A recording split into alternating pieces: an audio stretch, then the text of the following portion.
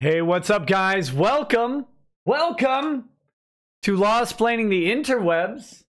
I am your currently guestless host, Nick Rekieta of Rekieta Law, a small law firm in central Minnesota. With me today is me. I have promised to deliver a guest, and the guest is a person at Bubba Fest. They are not currently connected to me. I don't know why. So I hope everything is okay with them. What we're going to do, since the showtime is now, actually a couple minutes ago, yes, very late. We do have other things to talk about. I'm going to give my guest some time to contact me. If he does call in, I will pick it up. I will pick it up live. So that's not a problem if that happens. But I just want you to know that I'm not sure where he is. But we have plenty to talk about. Let's see here. Get some nonsense covered here. Second. Dealing with stuff in the background. I really do apologize. One thing I personally hate is promising a guest and not delivering. So I do hope he comes through. I talked to him earlier today. Really a great guy. We are going to talk, in either case, we're going to talk about Bubba Fest. We're going to talk about KamehaCon. We're going to talk about the stuff coming out here. Pause this stupid thing. Oh my goodness, it's like I don't know what I'm doing. And if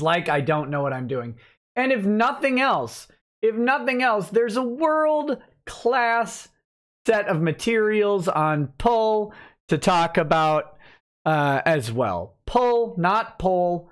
Those are two very different things. So, without further ado, what should we start with? I mean, assume you guys know this. Vic has been invited to several conventions. Vic, it started kind of with KamehaCon, re-inviting Vic Mignogna. We know about that. That was great. Reports from KamehaCon are good. Their voice actor cast has gotten better. So that's very, very interesting. Some people have pulled out unexpectedly. I mean, kind of unexpectedly, but mostly, how do I put this? The people who have pulled out have hurt themselves by pulling out more than they've hurt anybody else. So, so that's very interesting. It's shocking in its short-sightedness. I guess that's what I'm trying to say about that.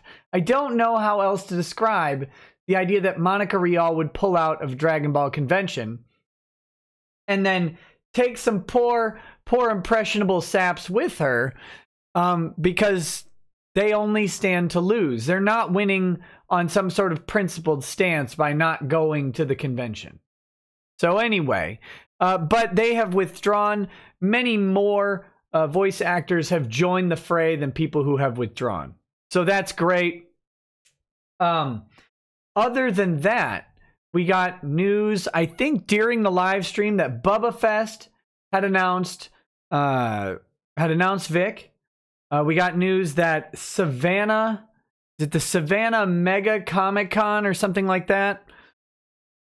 Oh my goodness. We've got the Savannah Comic Con or Mega Comic Con. That's announced Vic Mignogna. We've got Tupelo Con has officially announced, and I feel like there's one more. There's like a fourth con that has announced him as well. Talk about that Romero tattoo artist dude. Who? What? I don't know what you're talking about. But anyway, so he's gotten invited to, 4 or 5 conventions. over the past 2 weeks, which is great.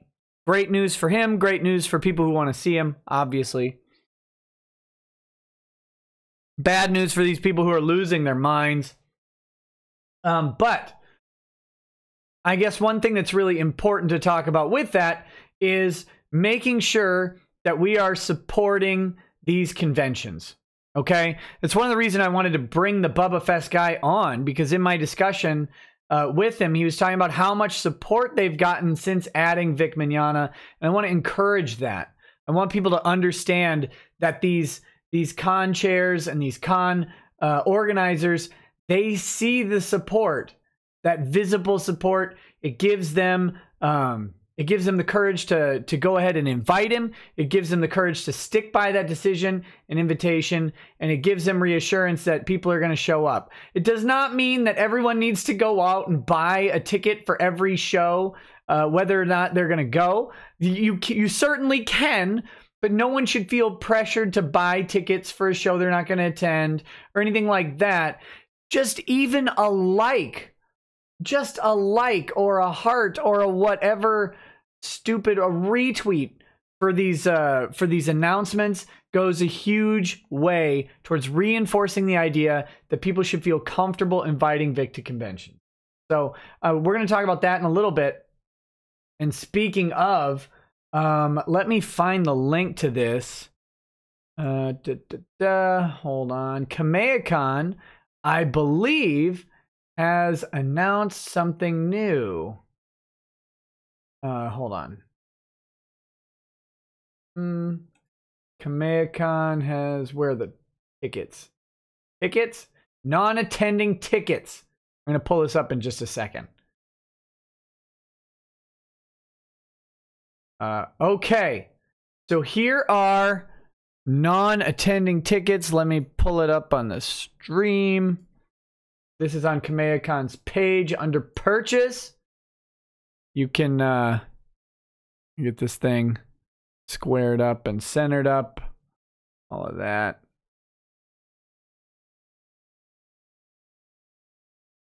Here we go. Pardon me for having to do all this live on the fly. It never goes correctly, but here we go. Hide me. There. This is it. Not able to attend. With exclusives and footage from the show, it's like you didn't miss a thing. Grab a non-attending pass while they last. With different passes available, you can get one that suits your needs. They've got the standard pass. It comes with 3 11x7 KamehaCon Fusion exclusives, 10 11x7.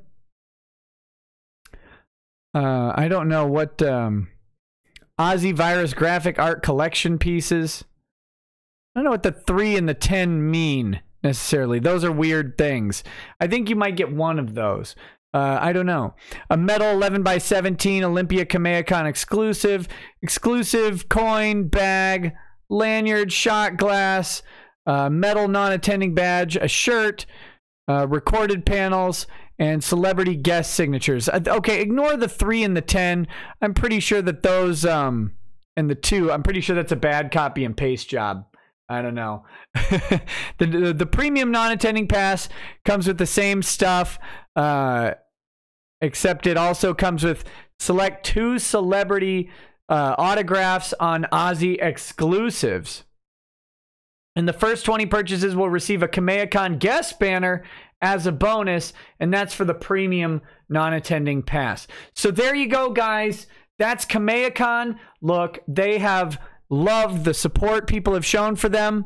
They have been happy to have Vic back, have the community have their back, as they have gotten pressure and all sorts of nonsense and people telling them they're wrong and Nazis and all sorts of stuff. Are you saying my mic is having moving? What's wrong with the mic? Oh my goodness. Turn down the mic. Okay. I turned down the mic. I hope this helps. I apologize for that. I apologize for that. I don't mean to have the mic all weird, but there you go. So hopefully that should fix the mic. Is that better? Is that better? I had to mess with settings the other day. I had to mess with settings. Okay. So anyway, this is KamehaCon. One way to support them and actually get something for your support is to buy these passes. Okay? It was reverbing. It was reverbing. Ah. Oh, guys, my apologies. Of course, the way YouTube streaming works, I'm like 20 seconds ahead. So when I see the mic spam coming and I fix it, it takes a little bit for it to get back to you. Okay. But like I was deep throating the mic. Well, I mean, the mic and I are very, very close. Very, very close. But I apologize for that. Hopefully this has got it fixed and I won't be as in the grill there. Okay, so anyway, if you remember during one of my streams, Shane came in here and was throwing money at me to make sure people knew they could PayPal KamehaCon like a donation, which was a nice gesture, I guess, but really weird.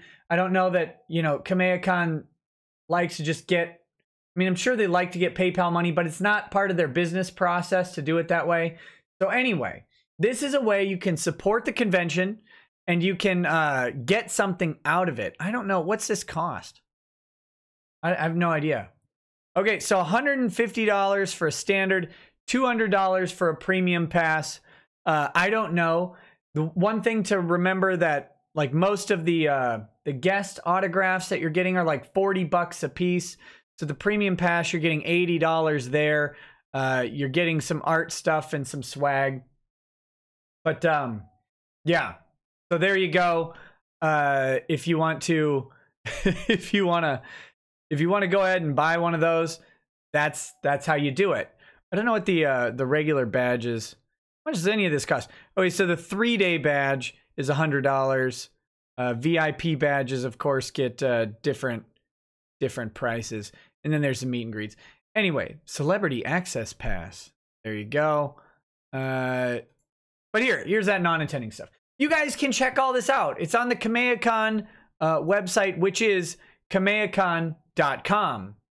Go find it. Go find it. But yeah.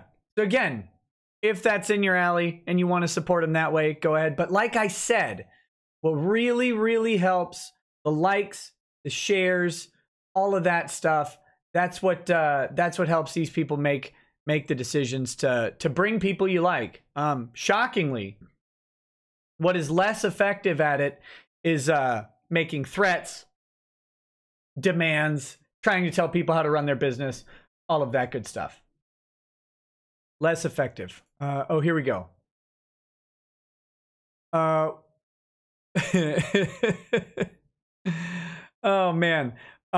Just a second. I'm gonna try. It seems like my guest and I are having a disconnect. I'm gonna try calling him one more time here. Let me. I'm gonna go on mute. This is gonna be cool. So just bear with me.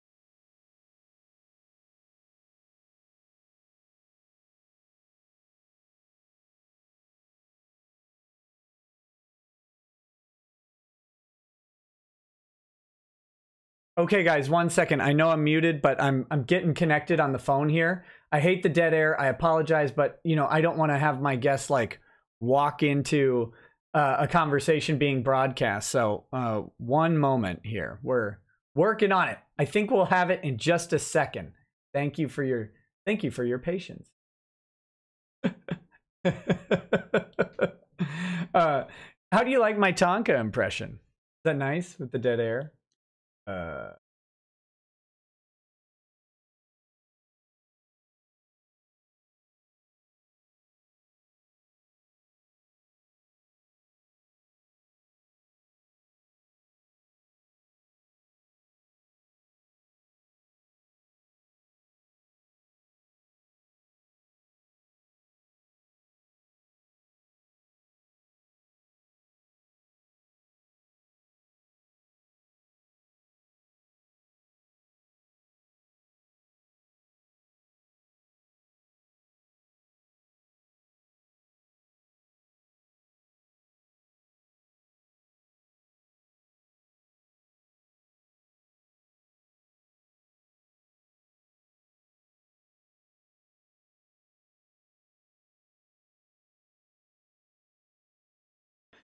Okay. I'm gonna bring you live then. So I might need you to mute the stream if you've got it in the background. Okay. So guys, I have a guest. I have a guest with me. It's not my original guest. However, he is similarly affiliated with Bubba Fest. This is Randy. Hello, Randy. How are you, buddy? Hey, how you doing? I'm good. It's a little haphazard, of course, with the confusion over the phone stuff, but I'm great. I'm great, and happy to have you on the show. I was talking with your associate Chris earlier, and you know, we were talking kind of about the situation around Bubba Fest, the invitation of Vic Mignogna, all of that stuff. So I was hoping that that you could kind of give me some perspective on what's been going on since you guys invited him. And then I'd like to, of course, talk about the convention so people know what the convention is like, because to me it looks like a lot of fun. So if you want to explain kind of your role with the convention, and then we can kind of go from there, if that would work. I don't know. Okay, well, that's fine. I am the creative director of the show, and that means it's my job to communicate. Oh, actually, if you don't mind here, I've got Chris actually buzzing in. Let me connect this. Oh yeah, just conference him in. That'd be great. All right, guys, we're doing this all live. Hey, Chris, buddy, you're on the internet live here with Nick and me. Yeah. Hey guys, how's it going? Hey, good man. How are you? I am wonderful. Thank you for asking. Okay. Well, I'm just gonna let Chris talk because he's the big man. Sounds good. Sounds good. Hey. Well, thanks for getting us connected. No problem. Oh, thank you, Randy. Yeah, man, I happy to be on with you, Nick, and appreciate you getting the word out about our show. We're gonna have a great time here in August again this year, and yeah, happy to answer any questions you have and just talk about some of the folks we have already announced to come. Yeah, man. Well, let's start with this. So, Bubba Fest, as far as I understand it, this is the second year it's running. Is that right? That's correct. Okay. And what I can do is I can put up the guest list that's on here, and this will help to show people kind of what the guest list was like last year, because your guests aren't all announced yet, I don't believe. Right.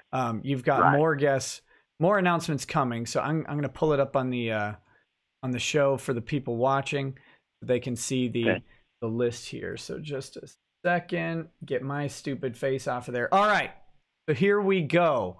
You had some new announcements today as well, but if you want to get an idea of the Bubba Fest guest list, and this is the it's branded as the what is it? The original American Southern Fried Comic Con, right? Yeah, exactly. So can you kind of give us an idea of the philosophy of Bubba Fest? Like what made you start it? What made you think to kind of have this sort of show? Because I mean, your guests are fantastic. You've got the actor who played Michael Myers, you had Jason Voorhees, you have Pamela Anderson, you have Steven Segal, you have you have the guys from Lizard Lick Towing. You have a cast list that's sort of tailored towards the South. What made you decide to do this? Like, what's your background and what brought you to this sort of, I guess, show? Well, yeah, I've been personal tour in the Comic-Con world for 9 years now, and I've worked with people from everything from Arrow to nostalgia 70s and 80s series to Game of Thrones and the Marvel Cinematic Universe, and all over the world, from Kuwait to Australia to South America and all of the U.S., Canada, of course.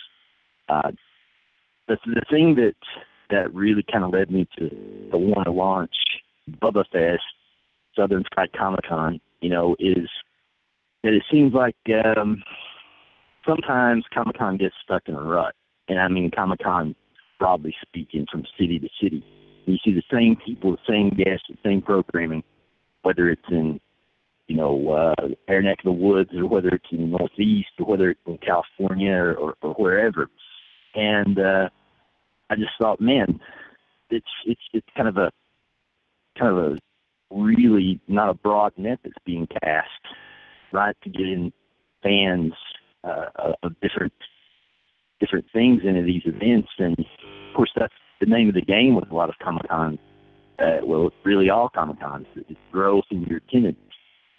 And you can only market to people so much if they're not a fan of something. If you're not a fan of Doctor Who or Game of Thrones, even, for example, or The Walking Dead, how are you going to get people who aren't a fan of those? Basically, you book programming and celebrity guests that they do like. And I started talking to a lot of people. Hey, what is it that you watch? And there are a lot of people who like UFC. Last year we had Dan Henderson, former UFC champion, and just an amazing human being. He's a good guy. Yeah, I'm gonna on the screen here. On the screen here, I'm scrolling down to last year's list. I mean, look at this. So this blew me away, because this is your first, the first Bubba Fest that you've done, and you had Burt Reynolds, you had Lee Majors, you had Dog the Bounty Hunter, you had Dan Henderson, like you mentioned. You had the guy who gets his throat ripped out in Roadhouse, otherwise known as Marshall Teague. Yeah, man.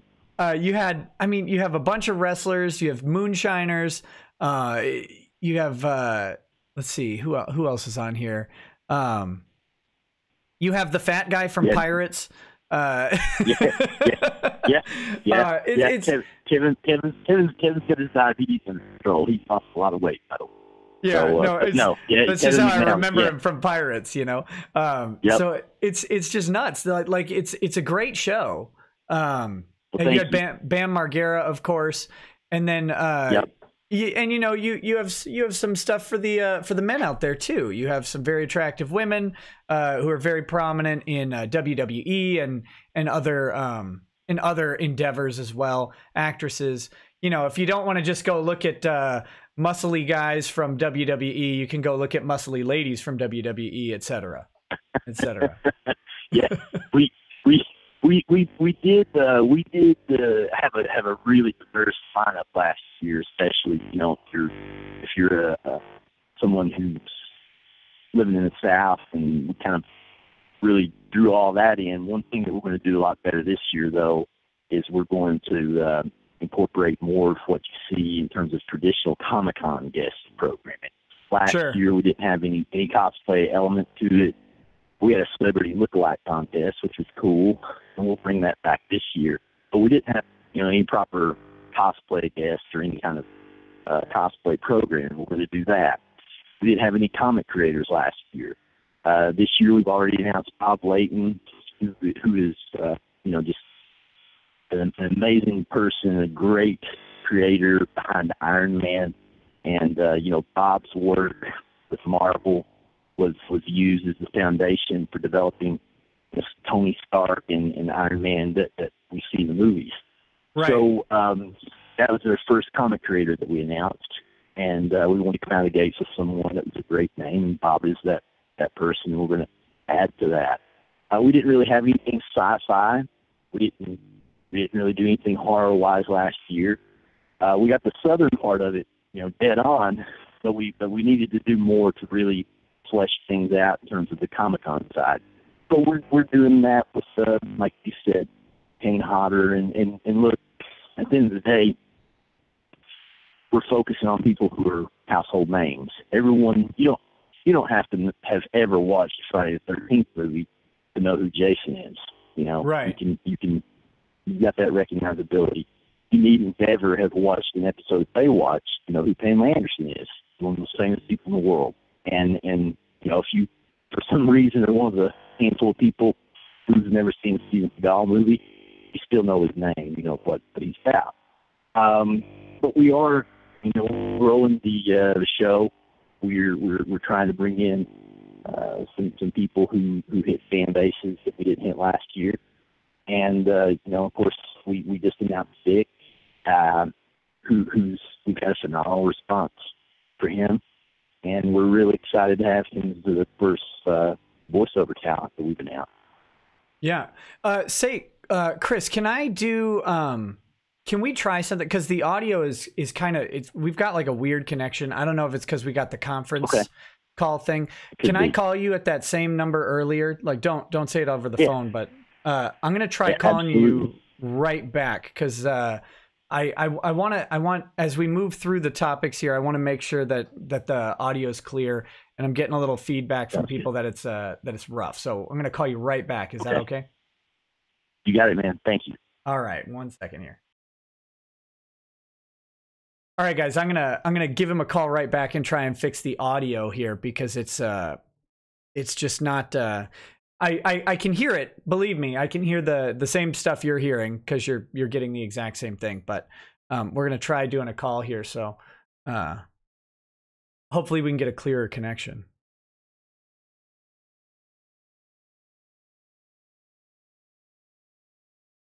Hey, okay. This sounds much better. So welcome back to the show. Thanks for picking back up.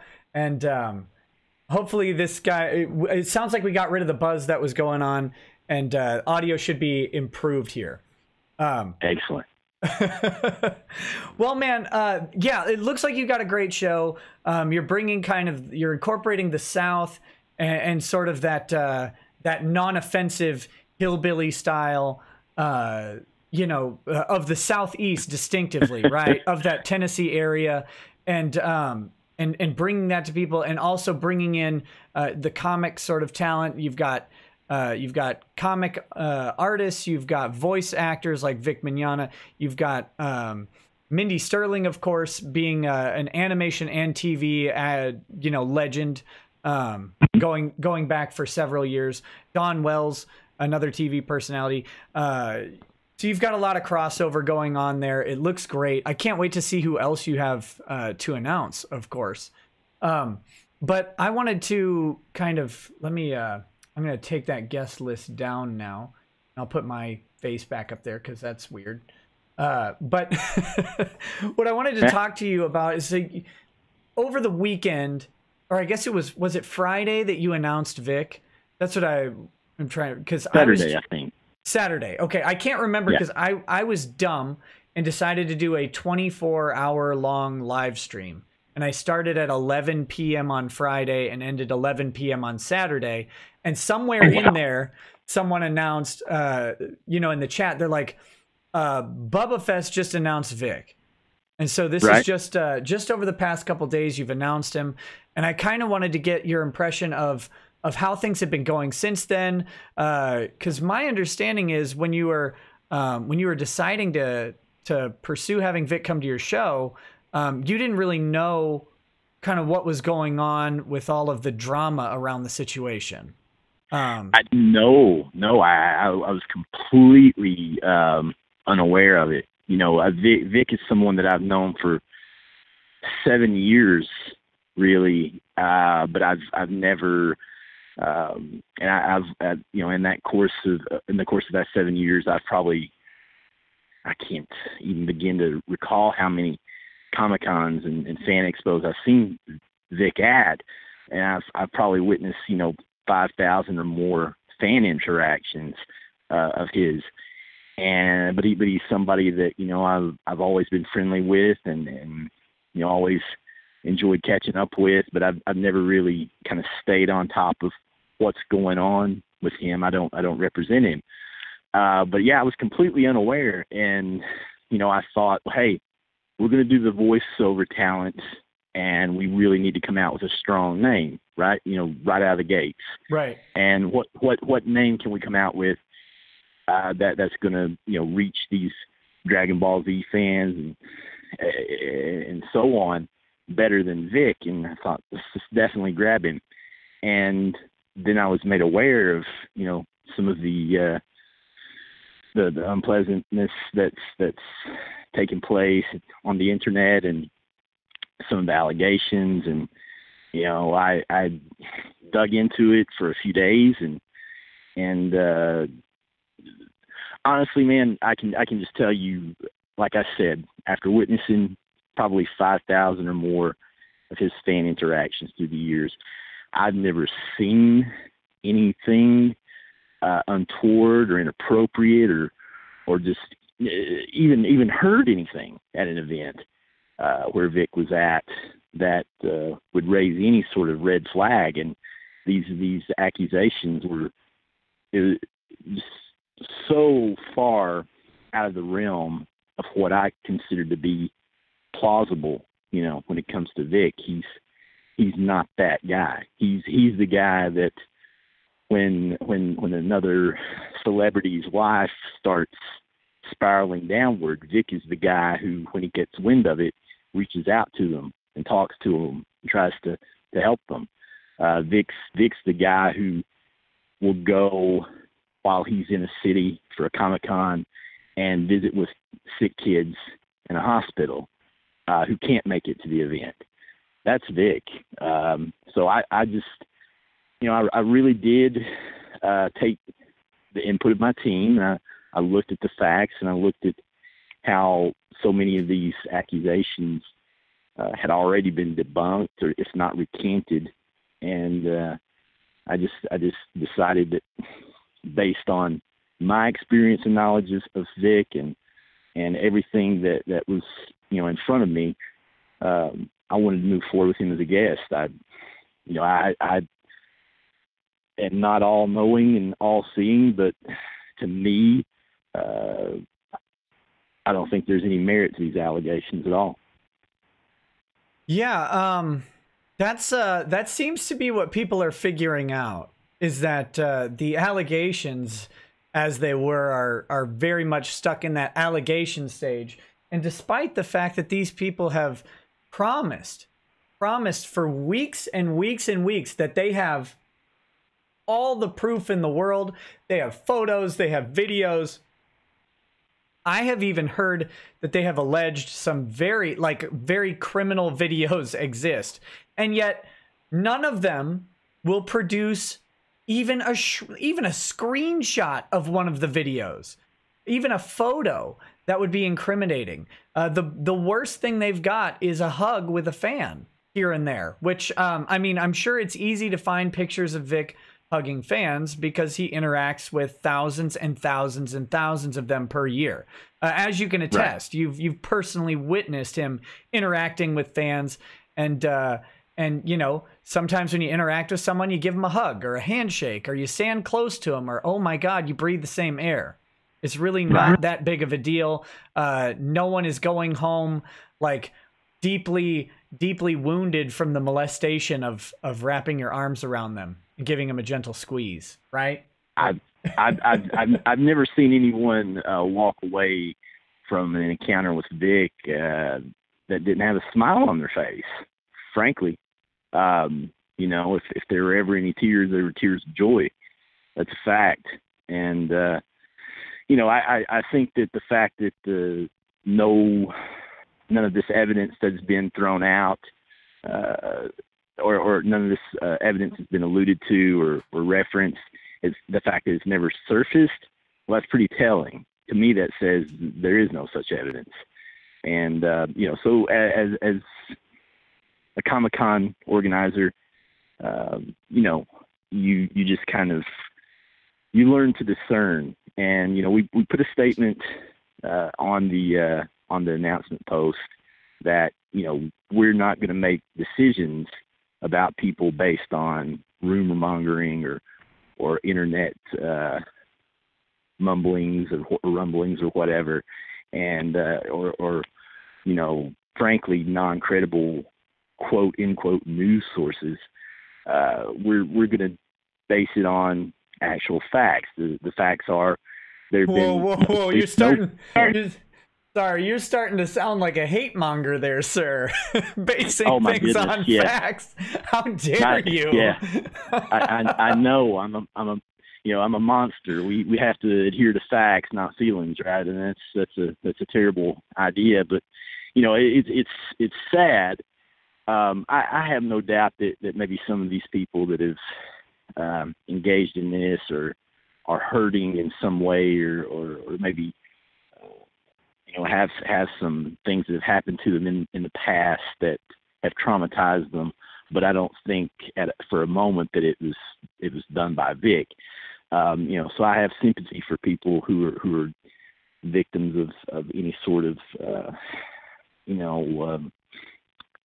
traumatic experience. But I mean, honestly, we have a pretty great system here in the United States. It's not perfect, but we have a great system, and there are both civil and criminal remedies available.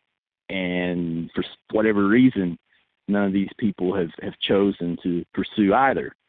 And to me, like I said, to me, that's telling. If you are a victim of a crime of any nature, you go to police, or if it doesn't merit a criminal action, then you a criminal investigation, then you go to the private attorney and pursue civil litigation. Right. But that hasn't happened. In this country, one of the fundamental principles that we operate under is due process and the presumption of innocence. And that there are a lot of people, not a lot, there are a relative small handful of people who are quite vocal that they don't really believe in that.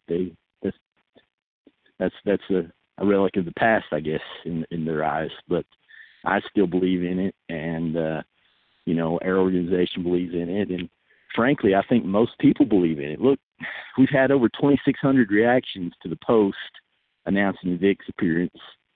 Only 6% of them have been negative.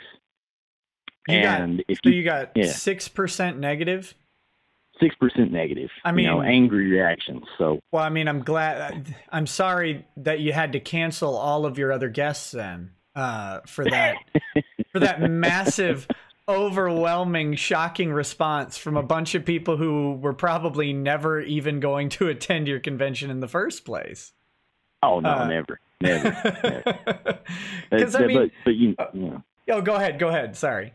I think that 94% positive response for any guest, or frankly, if you can get 94% approval, whether in business or politics or whatever, I think you're doing something right. But again, it comes back to a very small but very vocal group of people who persist in I guess spreading this what I consider to be wrong information. And but everyone's happy. Listen, from our perspective, the proof is in the pudding, right? It's the engagement is way up on our social media, on our website. We've had tremendous ticket sales ever since we announced Vic. Our sales have increased every single day.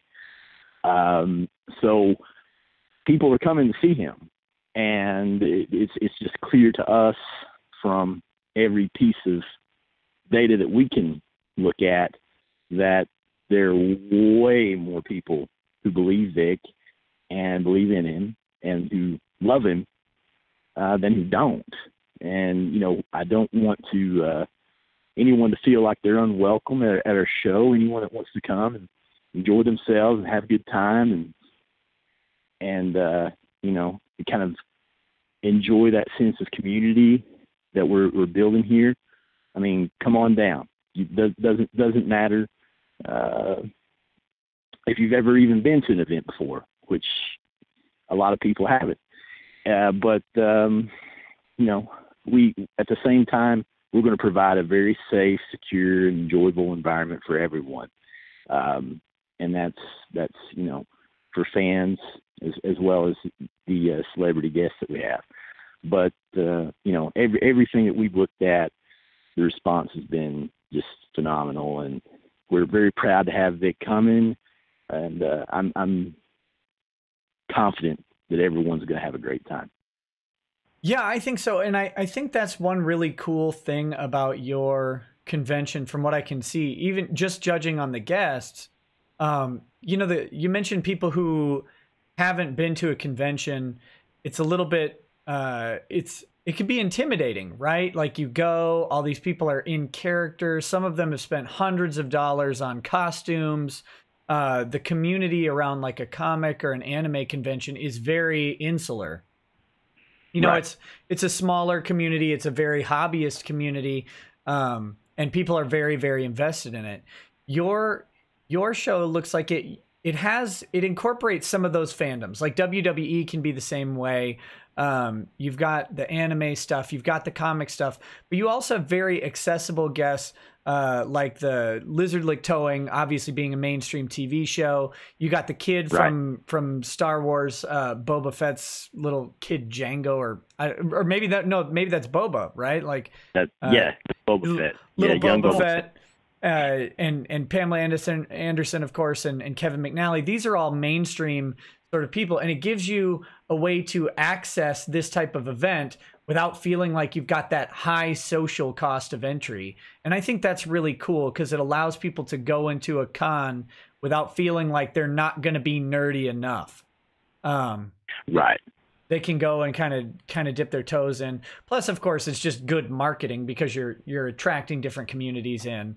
That's just smart business. But well, thank you. That's, well, I mean, that's their idea. We want to bring in folks who love going to Comic Cons all over the country, all over the world. We want to bring in folks who've never been to an event, but you know, for whatever reason, the Comic Cons or similar events in their areas, they haven't had people that appeal to them.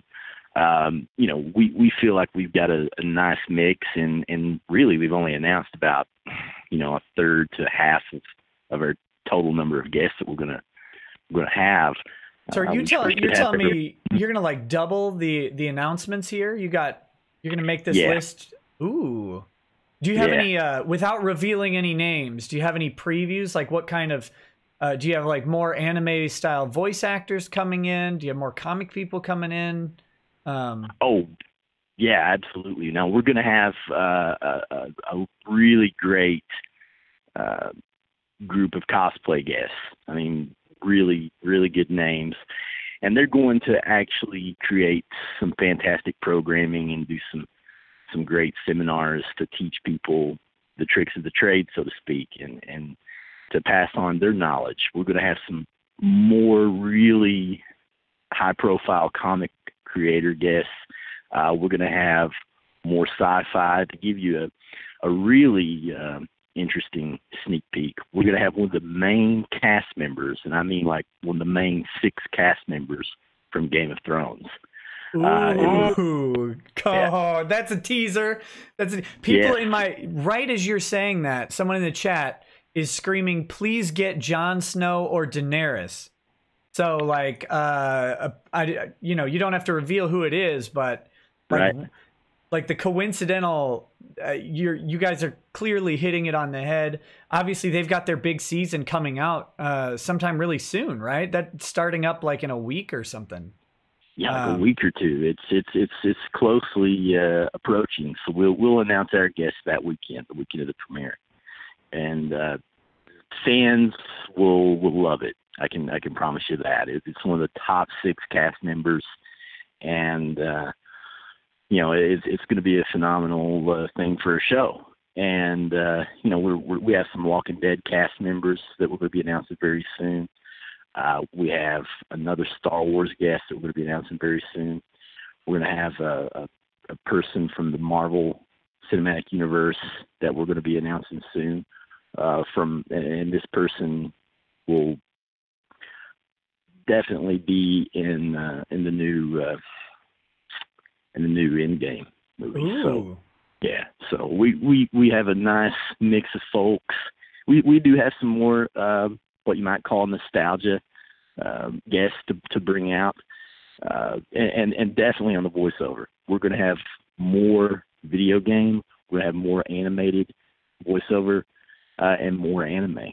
So we're gonna bring in as many people as we need to serve all these fandoms, and we're going to create a great event that everyone, whether you're hardcore sci-fi fan or horror fan or anime fan, or just you dig moonshiners, or NASCAR. We're gonna have something to appeal to you. I want to meet the moonshiners because I think I could toss back a few with those guys. Let me tell you, those guys kept things really interesting last year. They were very generous in giving samples of their crafts to folks, and it's extremely tasty. Now you think the white lightning can hit you pretty quick, but the things that they've made can sneak up on you. Yeah. So be careful. Definitely go check them out. But goodness, be careful. Yeah, that moonshine burns like bright green. That stuff's beautiful. It is. And they're great people. They're great guys. Mark and Digger, they've done so much to help promote the show, and they're good friends of ours. And Ronnie and Amy Shirley from Lizard Lick, they're coming back. We're happy to have them. Just really good people. We're going to have some repeat guests from last year, but nobody's going to be complaining, I can guarantee you. Yeah, man, it sounds a ton of fun. It sounds so fun. Like, I want to go. I live across the flippin' country in Minnesota, but I'm already checking my August schedule. Let me see. Let's get the event info here.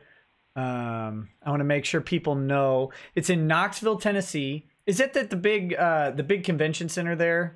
It is. If you know what the Sun Sphere is, the giant golden globe that kind of marks the skyline of Knoxville, Tennessee from the 1982 World's Fair. If you find the Sun Sphere and look down, you see the convention center. It's a beautiful facility. We're happy to be there. Knoxville is a great town. Lots of great hotels in the area. Fantastic restaurants and nightlife. They have an amazing zoo. It's a great city. It's a great county ran by Glenn Jacobs, also known as Kane from WWE, who's a good friend of the show. He's at our inaugural event last year. We'll be in Knoxville at the Convention Center August 24th and 25th. August 23rd, we'll have our VIP kickoff party. Details on that should be announced in the next couple of weeks. Check us out at bubbafest.com. Check us out on Facebook at Bubba Fest TN, and also on Instagram, the same handle. And come check us out, see what we've got. And listen, now what I can tell you is right now, one thing we're going to do differently is we're going to offer some free autograph signers. And not a lot of events do that, but I can tell you right now, Daniel Logan, who's young Bubba Fett mentioned, he's going to be signing autographs for free that weekend. Mindy Sterling, for Alfar Bissina from the Austin Powers movies, and so many other the TV series and movies. She's going to be signing for free that weekend. Kevin McNally from Pirates of the Caribbean, Supernatural, Doctor Who, and Kingdom Hearts. He's in the new Kingdom Hearts 3 video game. Kevin will be signing for free that weekend. Awesome. And that's just the beginning. So we're going to give the fans an experience they've never had, and we're going to give them things in terms of free autograph signings and other programming that nobody else does. So check us out, follow us, and see what we have. Yeah, I got people screaming at me, begging you to get Kane there again. Glenn is an awesome person. He's a very, very good friend. But, I don't know if he's going to be able to make it this year, but we do have more really cool wrestling guests to announce. Probably closer to time. His mayoral duties really take up a lot of his time, and he just launched a really cool initiative to make Knoxville Reed City, USA. And you can Google that and check out that initiative, and it's just designed to get parents reading with their kids. And it's a very important thing in general, and it's something that Glenn wants to make one of his really passion projects for his term as mayor. So it's worth checking. He should get Bruce Buffer to do audio readings for kids. That would be great. That would be amazing. It would be amazing. And, but he has access to so many people that are good friends of his from the entertainment industry, that, in particular WWE, that there's no shortage of people who could do that sort of thing. I'm sure kids would be stoked to hear Finn Balor read for them, or Becky Lynch or someone like that. They would be very excited about it. That's a great idea. I'll pass it on to Glenn next time I talk to him. Yeah, make sure you tell him that if he doesn't do it, I'll sue him. I'll pass that on. Pass it on. You're going down, Kane. Going down. The Big Red Mayor is going down. Well, that's awesome, man. It really does sound like a top shelf show. As you're announcing all this stuff, people in the chat are reacting to it very well. It looks like you've got nothing but good stuff. Since announcing Vic, which of course I'm sure someone at least tried to tell you that if you announced Vic, that you would be basically dead within a week. From all of the shame that you would have from announcing him and your show being canceled and everybody leaving. Yeah. Well, that's let's wrong. That they're wrong. They're so wrong. And in the end, the truth, truth will set him free, I believe. And it's sad that I hate to see this guy that, like I said, the only thing I know of Vic is seeing how deeply he cares about people and the things that he's done that only the people who benefited from his kindness and Vic and the good Lord know about, because he doesn't go around bumping his chest and making a scene about all the good things he does for folks. But yeah, man, it's anyone that thought the sky was going to fall on this show as a result of booking Vic and announcing him as a guest, sorry, but you were wrong. We're going to have a great show, and we're honored to have Vic be a part of it. And everything's going great, and trending the ways that we want them to trend. And I have no doubt that as we kind of fill out the rest of our celebrity guest roster and our programming and get that announced, that we're going to have a fantastic show. I mean, our goal is to create a top 10 show. And, we have a great team. Randy, who you were talking with, handles a lot of our graphics, and he's their creative director.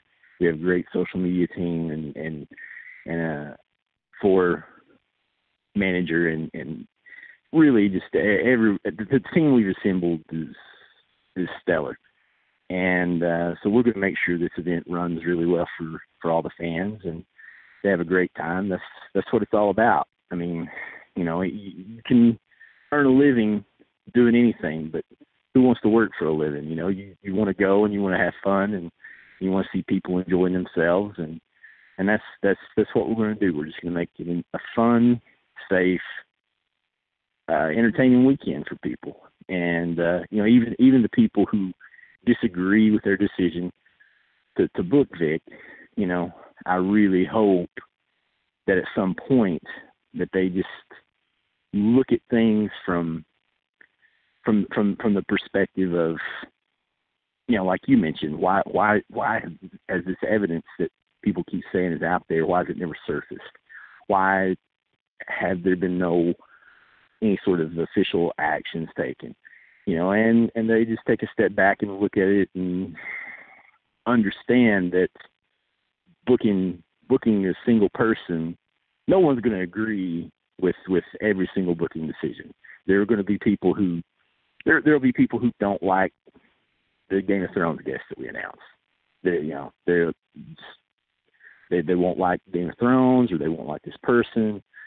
You'll never have 100% of the people satisfied with your booking decisions, but you have a whole other convention full of fun to focus on, and I just I hope that people will just look at the entire picture, and that they'll both for Vic as well as their show, and they decide that they want to be part of it.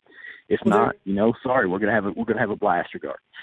Yeah, there's this amazing thing, and this is what is so stark between the two sides, especially in the Vic thing, is that with the pro Vic side, everybody understands, or seems to, that if you don't want to go see Vic, you just don't go see Vic. If you don't want to go see Monica Rial, you just don't go see Monica Rial, or pick your if you don't like a particular voice actor, if you don't agree with them, I mean, the market is satisfied if you just don't go to them, because the way cons are seemingly run nowadays is you've got the main con business, which is like this umbrella, and under that umbrella you have all these little sub businesses. You have these independent people acting as their own business, and that's your guests. You have vendors, you have food and drink, and you have, that sort of, there are all these little mini businesses in this little ecosystem or economy that you've set up under the umbrella. And so you can go into this market, and if you really want to have a market impact, you still go to the show, and then you just drown out the line, or like you just void out the line of the guest who shouldn't be there, I guess. Like that'll make the guests not show up next year. For example, if I went to that con and didn't get any interaction, didn't get any money, I'm not going to go back. That's just not really my scene. Fine. That's one way to do it. What you don't do is try and shut the con down. You don't, if you're one of the other guests, you don't walk away, because then your voice is out of the market. You don't cut yourself off from your own fans to spite someone else's fans. That doesn't make any sense. The way these two sides are acting, one of them is like, I just want to go see my people, and if I don't like the other people, I'm not going to bother them, not going to attack them. I just won't go see them, and shockingly everyone will be just fine. With the other side, it's like, I don't want to see that person, and more importantly, I don't want anyone else on earth to be able to see them, and I want them gone. Right. And that's what blows my mind, is the vindictiveness is like, no, it can't just be me. No one else can even have the opportunity to decide what I've decided. Well, that's troubling. That's troubling that people think that way, and unfortunately, it's not uncommon. We've seen that a lot in this country for the last 2 or 3 years. If you don't agree with me, then you're a monster, and facts are out the window. It's about feelings, and that's worrisome on a lot of levels. And but with me, I'm just not going to give in on this, or for any guest. Listen, there are going to be people who don't like. I'll give you an example. Steven Segal. We had some messages from people who were upset that we booked Steven Segal. It's because they listened to his album. That's why. maybe so. But they were concerned that he had moved to Russia, and like, why is he not good enough to be an American anymore? And you explain to him, look, he's not abandoning the United States of America. The man was born to, his family are Russian, so he got to a point in his life that he wanted to kind of connect with his roots, and moved to Russia to do that. And he's coming back to the United States, to Knoxville, Tennessee. Knoxville's not incredibly easy for people from Russia to get to. He could get to New York or Chicago or Los Angeles much easier than he can get to Knoxville. Right. But he's coming here to just meet all these fans.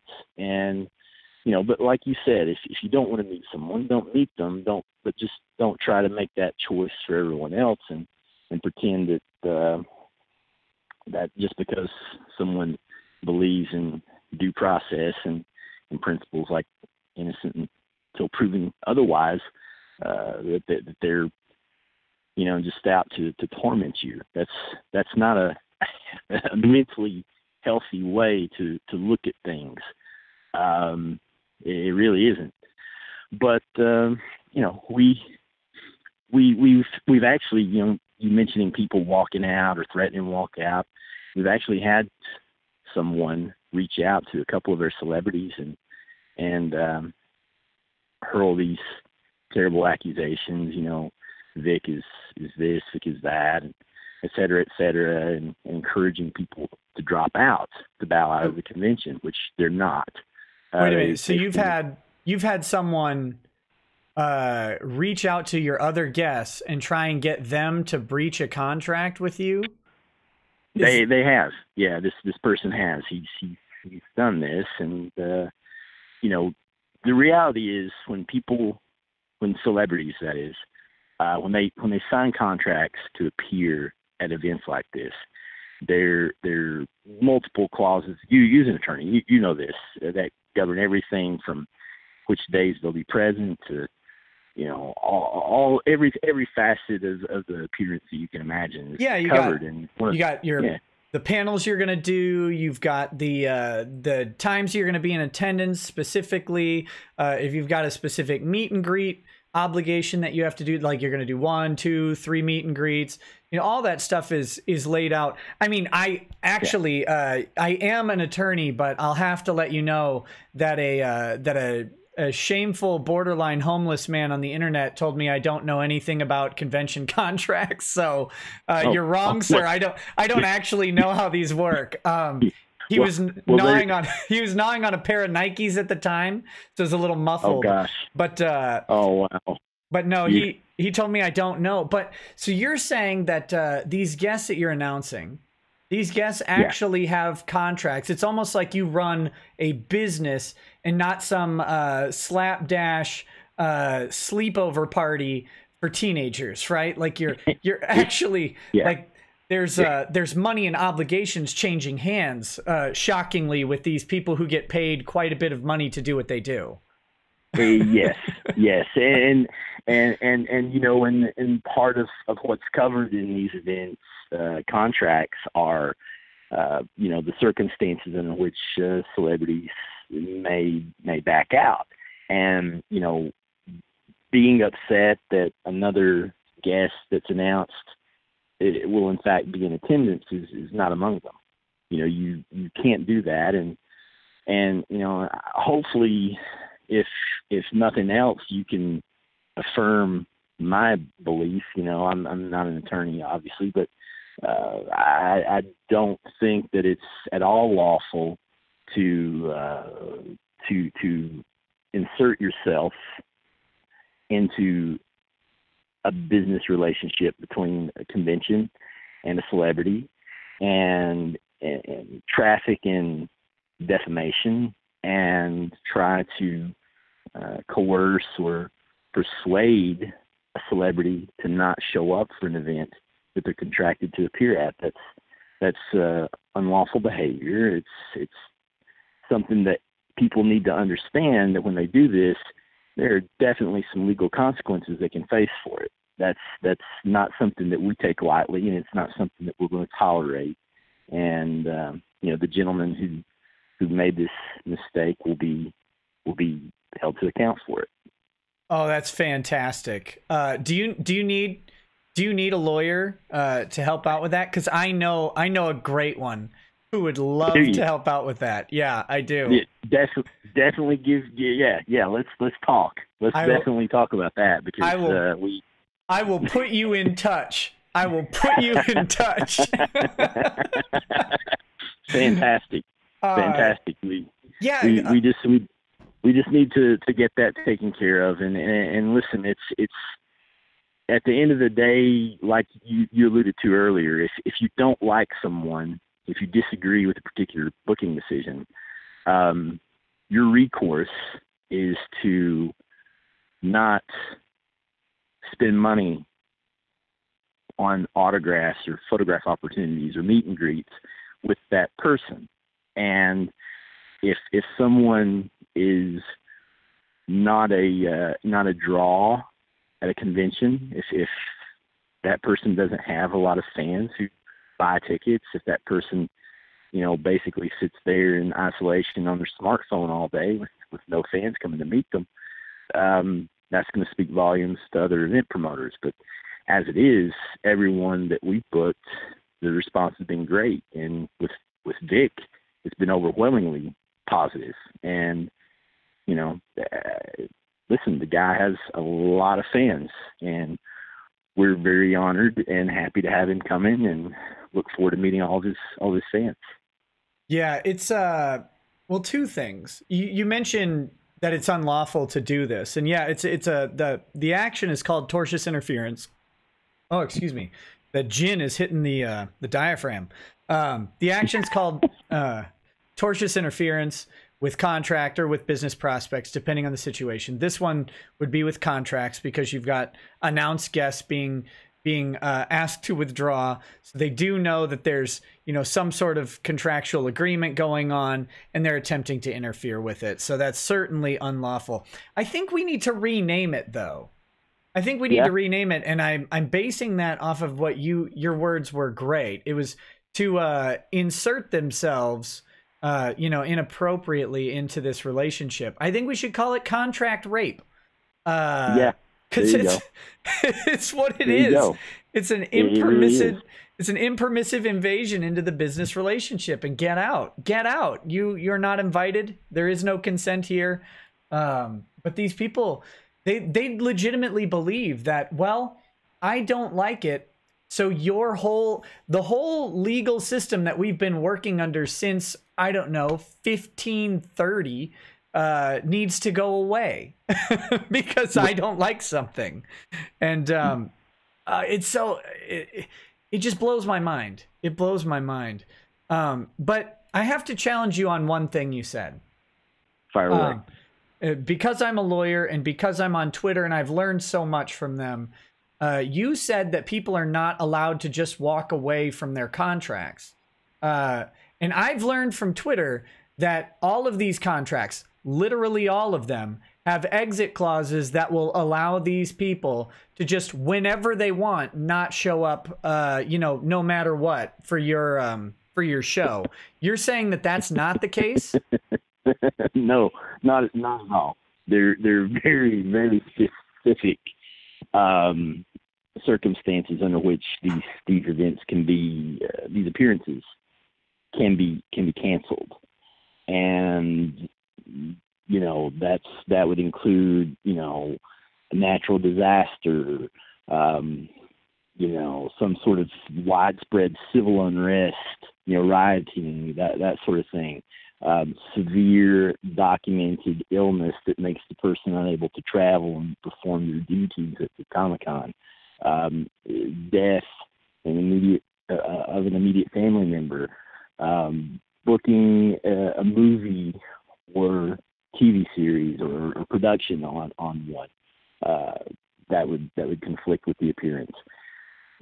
Those are, you know, very specific outs, and you know, I don't want to go because this person or that person is also going to be there, is not among them. And so, you know, people need to understand that it's not possible for people to just walk away from an obligation that they've made, not just with the convention, but to their fans. Right. You know, that's and you know, but thankfully, listen, I believe that you should always focus on good people, and then good business will follow. And we've dealt with very good people thus far, and we've spoken with several of the announced guests and all the unannounced guests and briefed them on the situation, and nobody's going anywhere, you know. So in addition to just really exposing yourself legally by interfering in these contracts, the only thing that someone's going to do is waste their time, because these people understand that they have an obligation not only to the event but to their fans, and they're not going to disappoint their fans and let them down on the basis of just rumors, unsubstantiated internet rumors. It's, right. These people are very successful. The celebrities that we have coming to the event, and they haven't become successful by being foolish or making imprudent decisions. So, you know, I'll just leave that right there. Yeah, no, that's true. And I think it's very fortunate that you have such a genre diversified cast, right? Like that's right.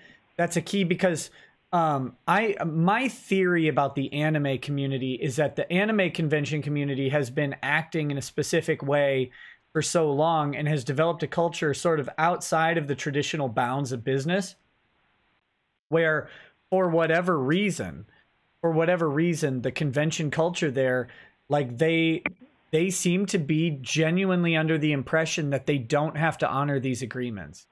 But the people at your show, being from, you know, mainstream television, being from WWE, being from major motion picture productions, models with modeling contracts and agencies and stuff like that, they're going to be people who are very experienced with the real side of contracts, because they're in these professions that are older, more, I guess, fleshed out, and have had a lot more legal action over the past several decades than the anime community really has. And so when someone approaches someone on your staff who's been in a business that's, you know, whereas anime is really 20 to 25 years old in the US, they're from mainstream television or something like that. That's a business that's pushing a century old, and not for broadcast television, but, you know, movie production and television pushing a century old.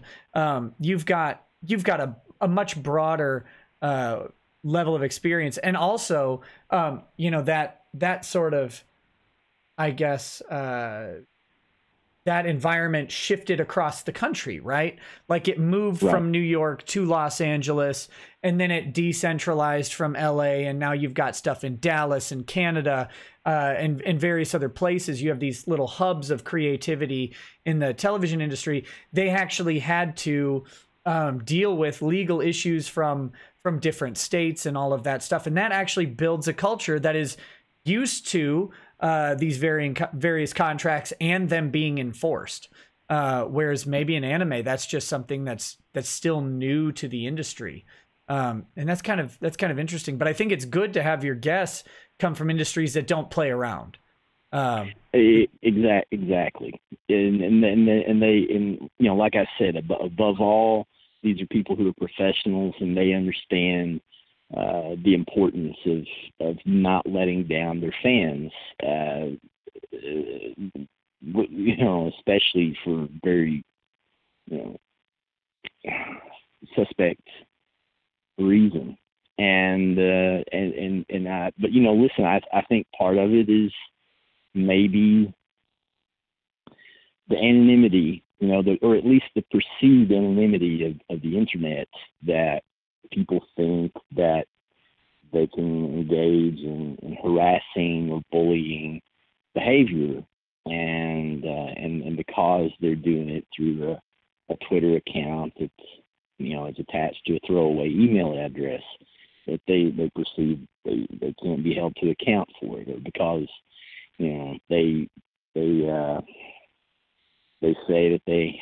that because of their Tumblr account or whatever, that they're exercising the right as a journalist. You know, it's no. Listen, you're responsible, and you know, everything you do online is tracked. Not can be, but is tracked.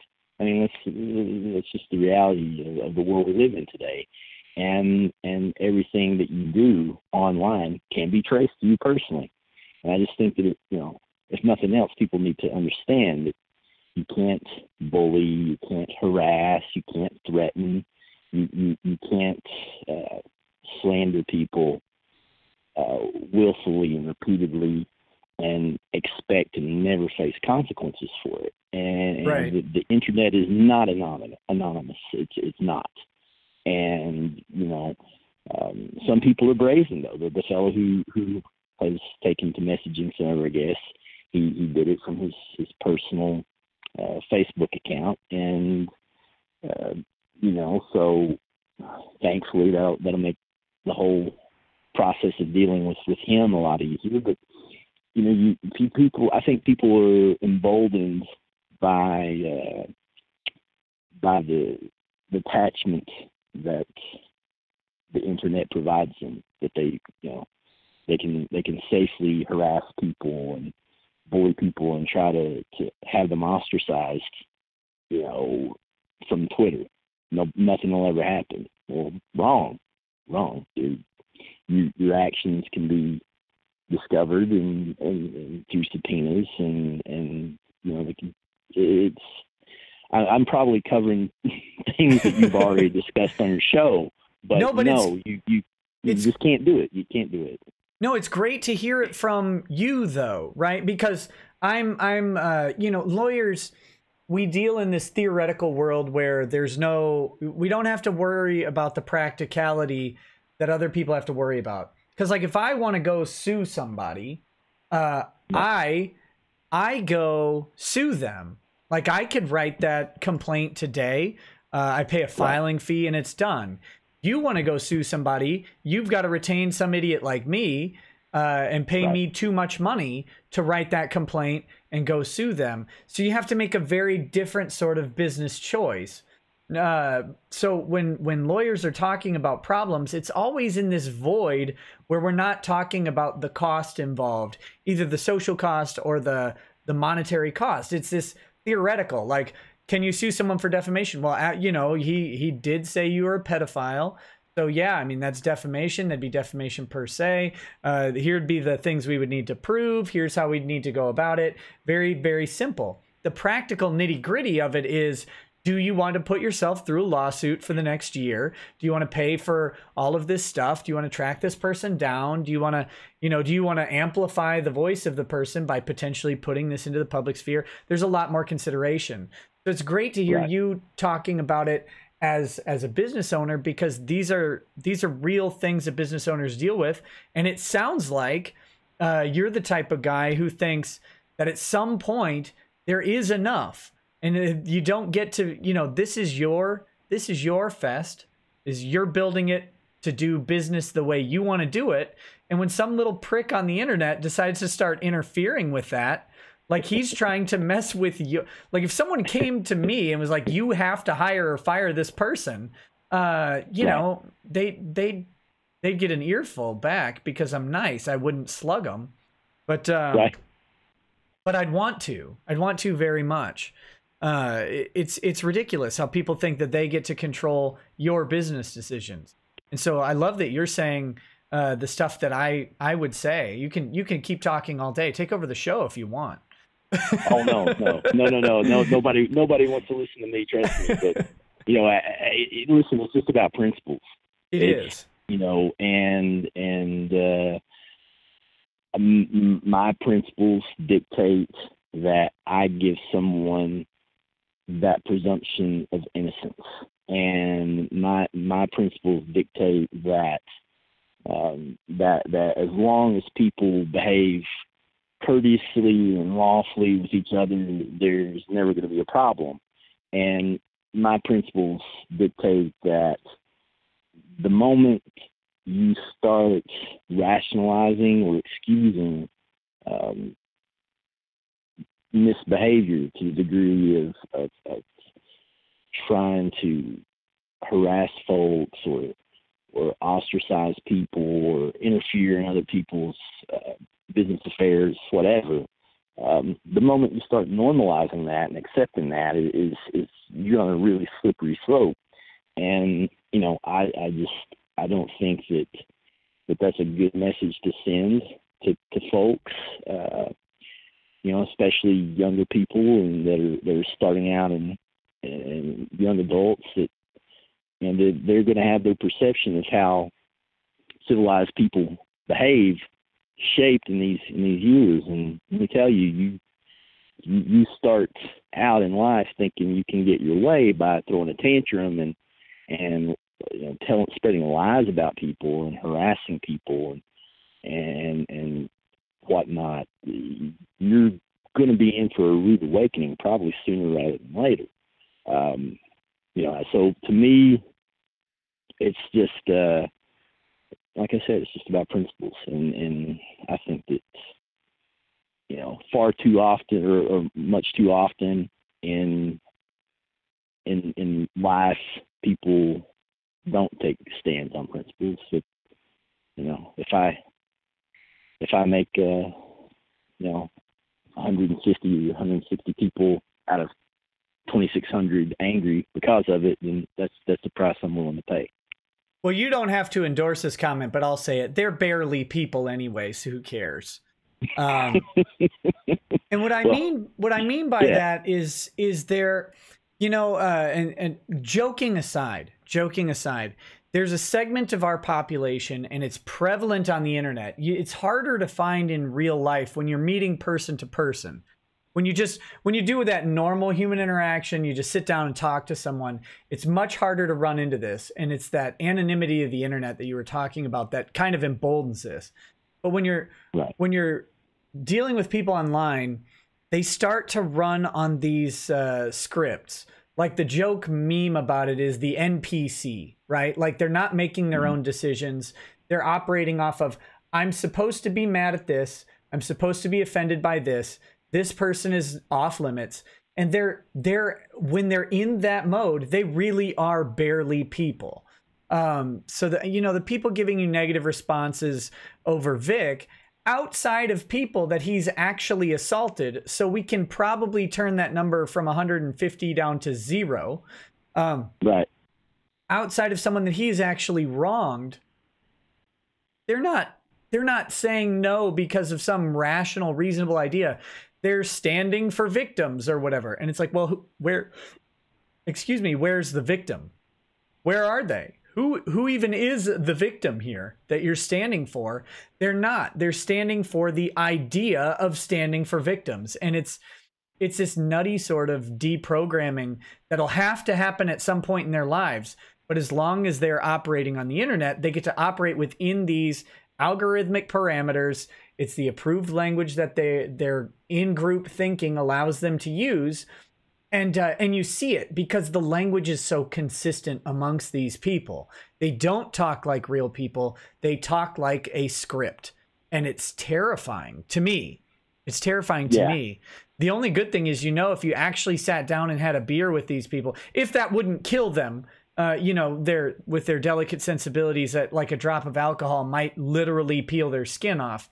But if you could do that and have a drink with someone, you'd probably not really disagree on all that much, because we're just people, right, at the end of the day. But as long as there's that separation of reality between those two monitors, man, they change so dramatically into these little bots. I don't know. I hate it. I don't like that part of the internet, personally. It's what I call it is the outrage culture.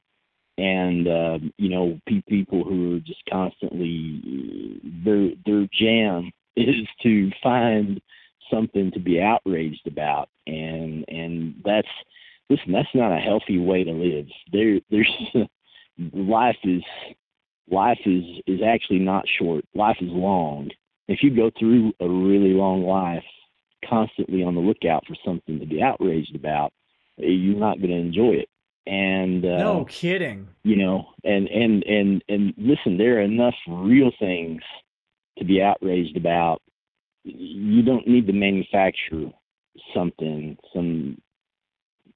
terrible narrative about someone that you can dislike because of his frankly, let's just be real honest here. I suspect because of his faith. I think that Vic's faith has a lot to do with why he's being targeted. I think absolutely that's true. And but if you're going to live your life in a way that you're going to peddle these stories to really kind of feed into this outrage culture, you're going to have a really long, unhappy life. There are legitimate things to be outraged about. Be outraged that be outraged that Roman Polanski was never brought to justice. Be outraged that we're $21 trillion in debt. Be outraged that right now there are people probably in your city, wherever whoever's listening to this, there are people in your city that are homeless. They're probably living under a bridge right now. Be outraged that we have 22 veterans per day who commit suicide. There's be outraged at how many kids in your county, in your city, won't have anything to eat from the time they go home at the end of school every day to the time they get back to school the next morning for breakfast. Yeah, go spend a day at the public criminal court hearing, and be outraged at the people who are actually out there hurting people, because you can find them real quick. I mean, you just go sit there and listen to the people go up and hear about how they abuse their wives or their kids, or hear about how a drunk driver killed someone. Hear about that stuff. Go be outraged at people actually being victimized and hurt, as opposed to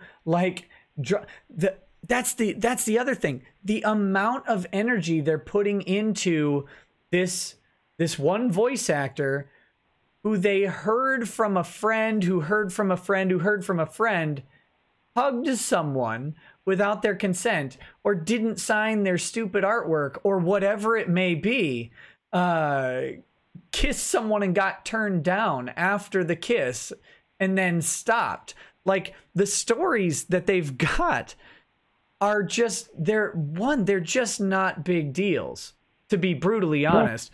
And two, they have no impact on these people. Whereas if you go to your own, your local county courthouse, you will find out that out here, actually, where I live, just a mile away from where I live, lives this guy who just forcibly entered a woman's home and raped her at gunpoint. Right? Like I'm supposed to be concerned about the victims, the victims of Vic Mignogna, when I've got this guy in my own backyard who has gone and actually threatened to murder someone's child and raped them under threat of murdering their kid. That's real victimization. And you can find, and I live in a town of less than 5,000 people. And that's here.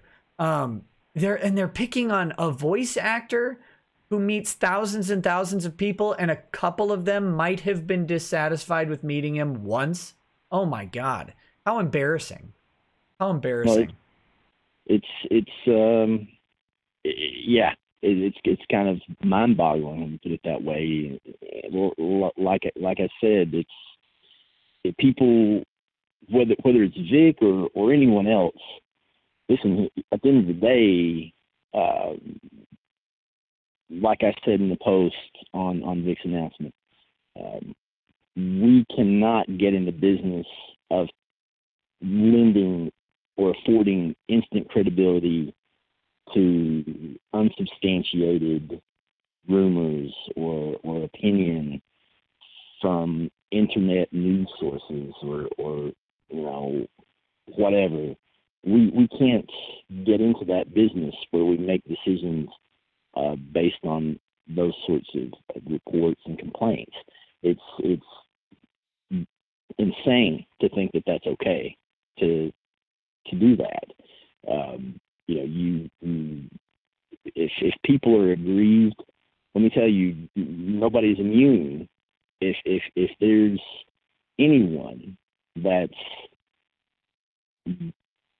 going to appear as a guest at this event, and I would think that most convention promoters feel the same way, that's actually found to be civilly or criminally liable for something, some sort of offense where you would have serious reason to be concerned about safety and just comfort of fans being around that person, then you're going to pull that person. You're going to tell them, listen, hey, you've been found by a court. You had your day in court, and you've been deemed to be guilty of this. We can't have you. That's a reasonable position to take. But if you're going to start pulling, I just don't understand, frankly, some of these other. I'm not. I guess I'm treading in territory I didn't really want to, but I don't understand some of the events that have canceled appearances. Vic's appearances, just summarily, with nothing more than what's been put out there. And, I have a theory on it. What's that?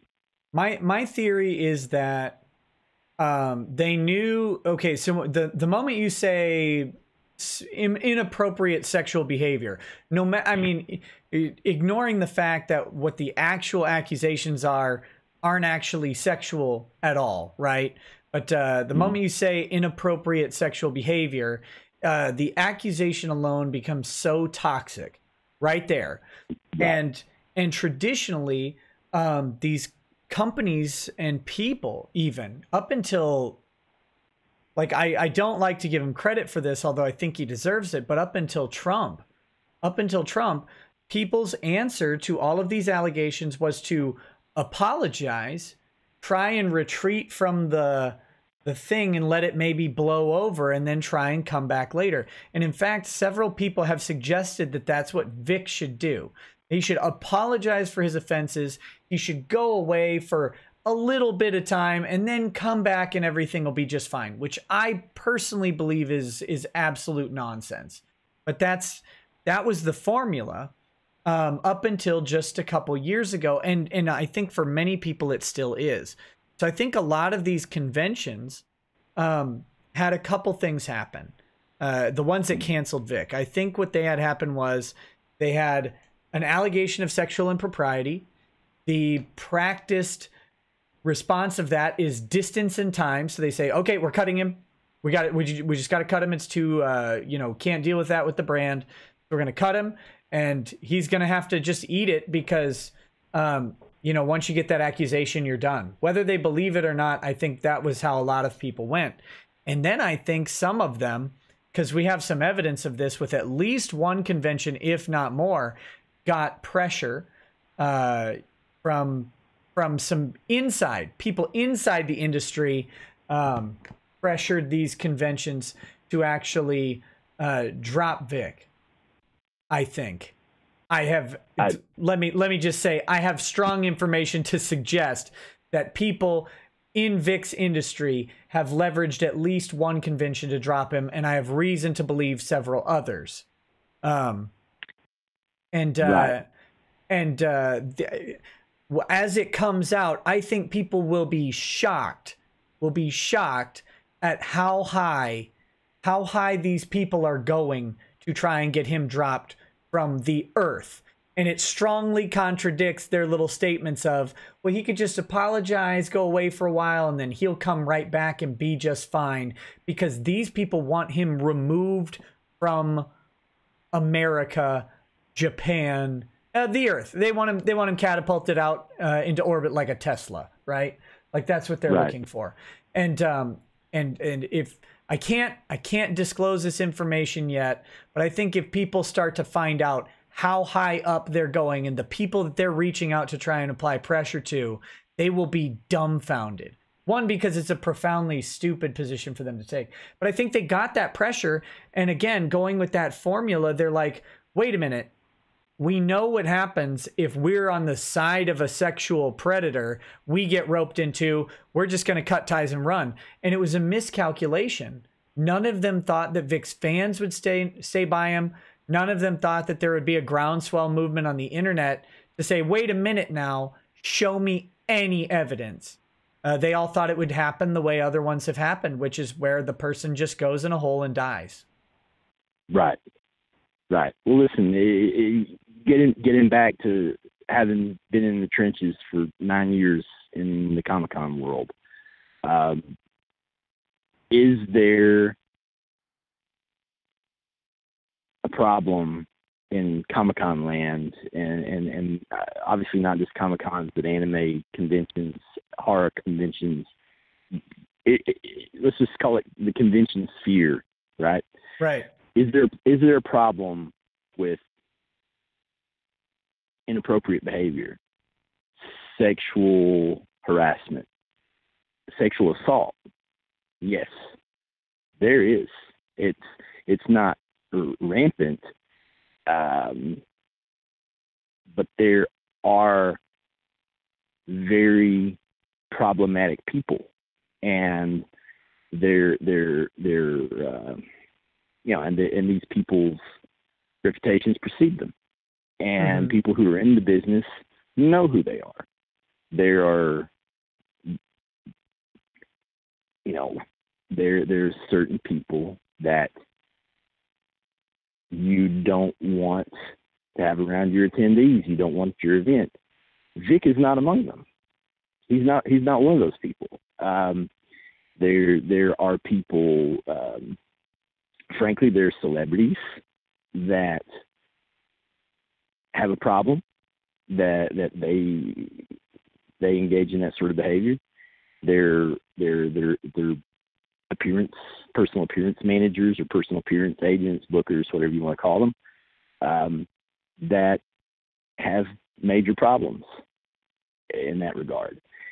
And again, there are bad people just in any walk of life. They're probably you go to Wall Street and you're going to find some of the finest people that you'll ever meet, and you're also going to find some of the biggest dirtbags you'll ever meet. Well, even in public schools, you find male and female teachers who sleep with their kids. Like there's a large population of teachers, and some of them are going to be awful people. That's just how it's going to go. Any group is going to have that. They will, and listen, if nothing else, at the end of the day, I hope that Vic is fully vindicated, and I believe that he will be. But if any good can come of it, of this terrible situation, maybe it's that it does open a conversation about who the problem people are, and and then we start making real progress. And quite frankly, I think that some people will be very surprised that some of the loudest voices, tend to be the most guilty. Either by act or association. I can't wait. I hear whispers, right? I hear whispers from since I started covering this. It's been amazing people's willingness to open up on condition of confidentiality, at least for now, about some of these people that you're referring to. And I cannot wait. I mean, I told you about this. I had a weirdo on my show, the shoe guy who I'm making fun of, but near the end of my interview with him, it got to this real weird place. And this guy flat out says, 20 years ago, we were doing things that were not okay then, but we swept them under the rug, and they definitely not be okay now. And it's like, well, that, when you say we, that's terrifying because you're implicating yourself. And if it wasn't okay then, like, what are you still doing in this community? Like, what are you doing here if you're acting inappropriately 20 years ago? And are you still acting that way? I mean, that guy saying that gave me utter chills. My little radar, because I do criminal law, right? And my radar goes off immediately when some people walk in the door. I mean, my radar was going nuts when that guy's sitting there talking about that. I'm like, okay, I trust you zero, because you seem like a complete scumbag. But then, that's not the only guy. That's actually the least important person that I have heard very, very troubling things about. And I cannot wait for some of that information to come out, because like you said, some of those are the loudest voices out there, and some of the most powerful people out there. And it'll be real interesting if this whole fiasco is what topples them off of their little thrones. I can't wait. I think most likely it will be. I mean, I would, I make my living in the convention sphere, and I love seeing celebrities and fans coming together and hearing the stories of how people have been inspired and have gotten courage and from someone's art and have been able to overcome adversity and trauma in their own life because they were inspired or felt some sort of connection with a role that someone played. And listen, it's a circus, right? I mean, it's fun. It's supposed to be fun. It's supposed to be a family atmosphere. And, I would love to see those bad actors, exposed, quite frankly. I'm a father, and if anyone thinks that I would ever,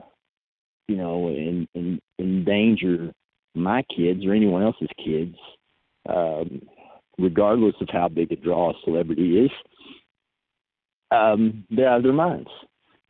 Just wouldn't, no way. And but look, at the end of the day, I think that the truth will come out, and I think that there will be some people with serious egg on their face, and hopefully the convention sphere is a safer place for fans and the staff and volunteers of conventions who seem to get targeted by some of these folks. But people have to start coming forward, and no matter what or who is involved, when you see something that is wrong, you come forward immediately. You don't just you don't file it away or whatever, or keep your mouth shut. You don't allow someone to bully you and, you know, threaten to blacklist you from a convention or something like that.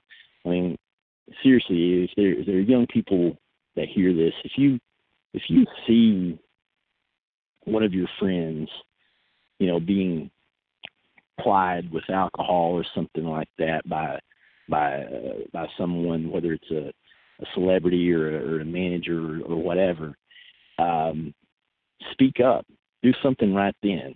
What's the worst that happens? Is that person going to get you banned from a con? Listen, there are 10 different cons going on every single weekend in the United States. And if you're banned from one con because you were you were deemed a troublemaker by exposing someone's bad behavior, frankly, criminal behavior, then good on you. You know, be principled, be bold, be courageous, but don't be a liar. When you don't be the kid who cried wolf. Don't make up stories. That's getting back to the point about being outraged. There are people out there who do bad things. None of them will be at my event. None of them, and they'll never be at my event. So, you know, these people are going to have to come forward one by one, and the ones who have witnessed true misbehavior that needs to be addressed. And then I think that the convention sphere will be a much better place for it. Yeah, I think so. And there are some people who are concerned that you know names, but you're staying quiet. I don't think that's actually true. We're not saying names right now for various reasons. Part of it is, you know, there's a real danger in publicly talking about people when you don't have specific evidence that you can use to back up your assertions. That's a hard thing to do. But if you think that that the people that are being talked about aren't known in the industry and aren't being removed from places and stuff like that, that is not actually the case. I'll tell you with certainty that there are people speaking up, but there's a difference between what goes on kind of behind the scenes and where people are removed and prevented from being, and what goes to criminal court. And the problem is, if you cannot back up your claims, like if you are not the person directly affected by it, you can't just run around calling people pedophiles. You can't just run around calling people sex offenders or whatever, because that's what's going on with Vic. And it'd be the same thing. If you don't have the evidence with you to prove it, you can't just run off and say it. So I'll tell you now, I've got at least 3 names in my head right now of people that I have pretty good information about in the industry right now who their stuff is certainly unprofessional and maybe even criminal. But I can't tell you their names because I don't yet have the evidence to prove it. But I will have the evidence to prove it at some point. And when I do, and when I have that solid link to it, you'll know who they are. Absolutely. Maybe because, you know, they'll come up in a lawsuit somewhere. That might happen at some point soon. Yep. But you know, that's the type of stuff. It's all about gathering that information and getting people to open up. But if we just run off, like if I were to just run off and start telling you the names of everybody I have info on, then other people would hesitate giving it to me because that information might get back to them and stuff like that. So unfortunately, some of this is a waiting game. But I can tell you that there are the people who need to know to keep people safe, they do. And some of them have acted to keep people safe and other people have not. So that's what you can do.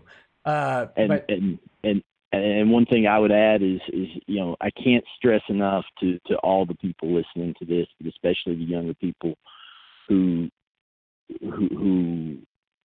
are attending Bubba Fest. You know, they're going to come down to Southern Fried Comic Con, or they're thinking about it. I cannot stress to you enough just how seriously I take your safety, how seriously I take your enjoyment and providing just a safe, comfortable place for you to be yourself and have fun. I can't tell you how seriously we take that. It's our guiding principle. You know, no, I don't have to be a fan of what you're a fan of, and I don't have to agree. We don't have to agree on anything in terms of cultural, religious, political values, or anything else. We don't have to agree on. We can't, you know, we may not agree on what our favorite colors are. It doesn't matter. The point I want you to understand is, above all else, I owe you a safe, fun place where nobody's going to bother you, nobody's going to harass you, nobody's going to be grabbing you. And, you know, last year, 0 complaints. Nobody had any problems. We have a great professional crew. We know how to run an event that is fan-friendly and is safe for everyone. And, you know, and we're all just kind of just family-oriented people. You're completely safe at this event.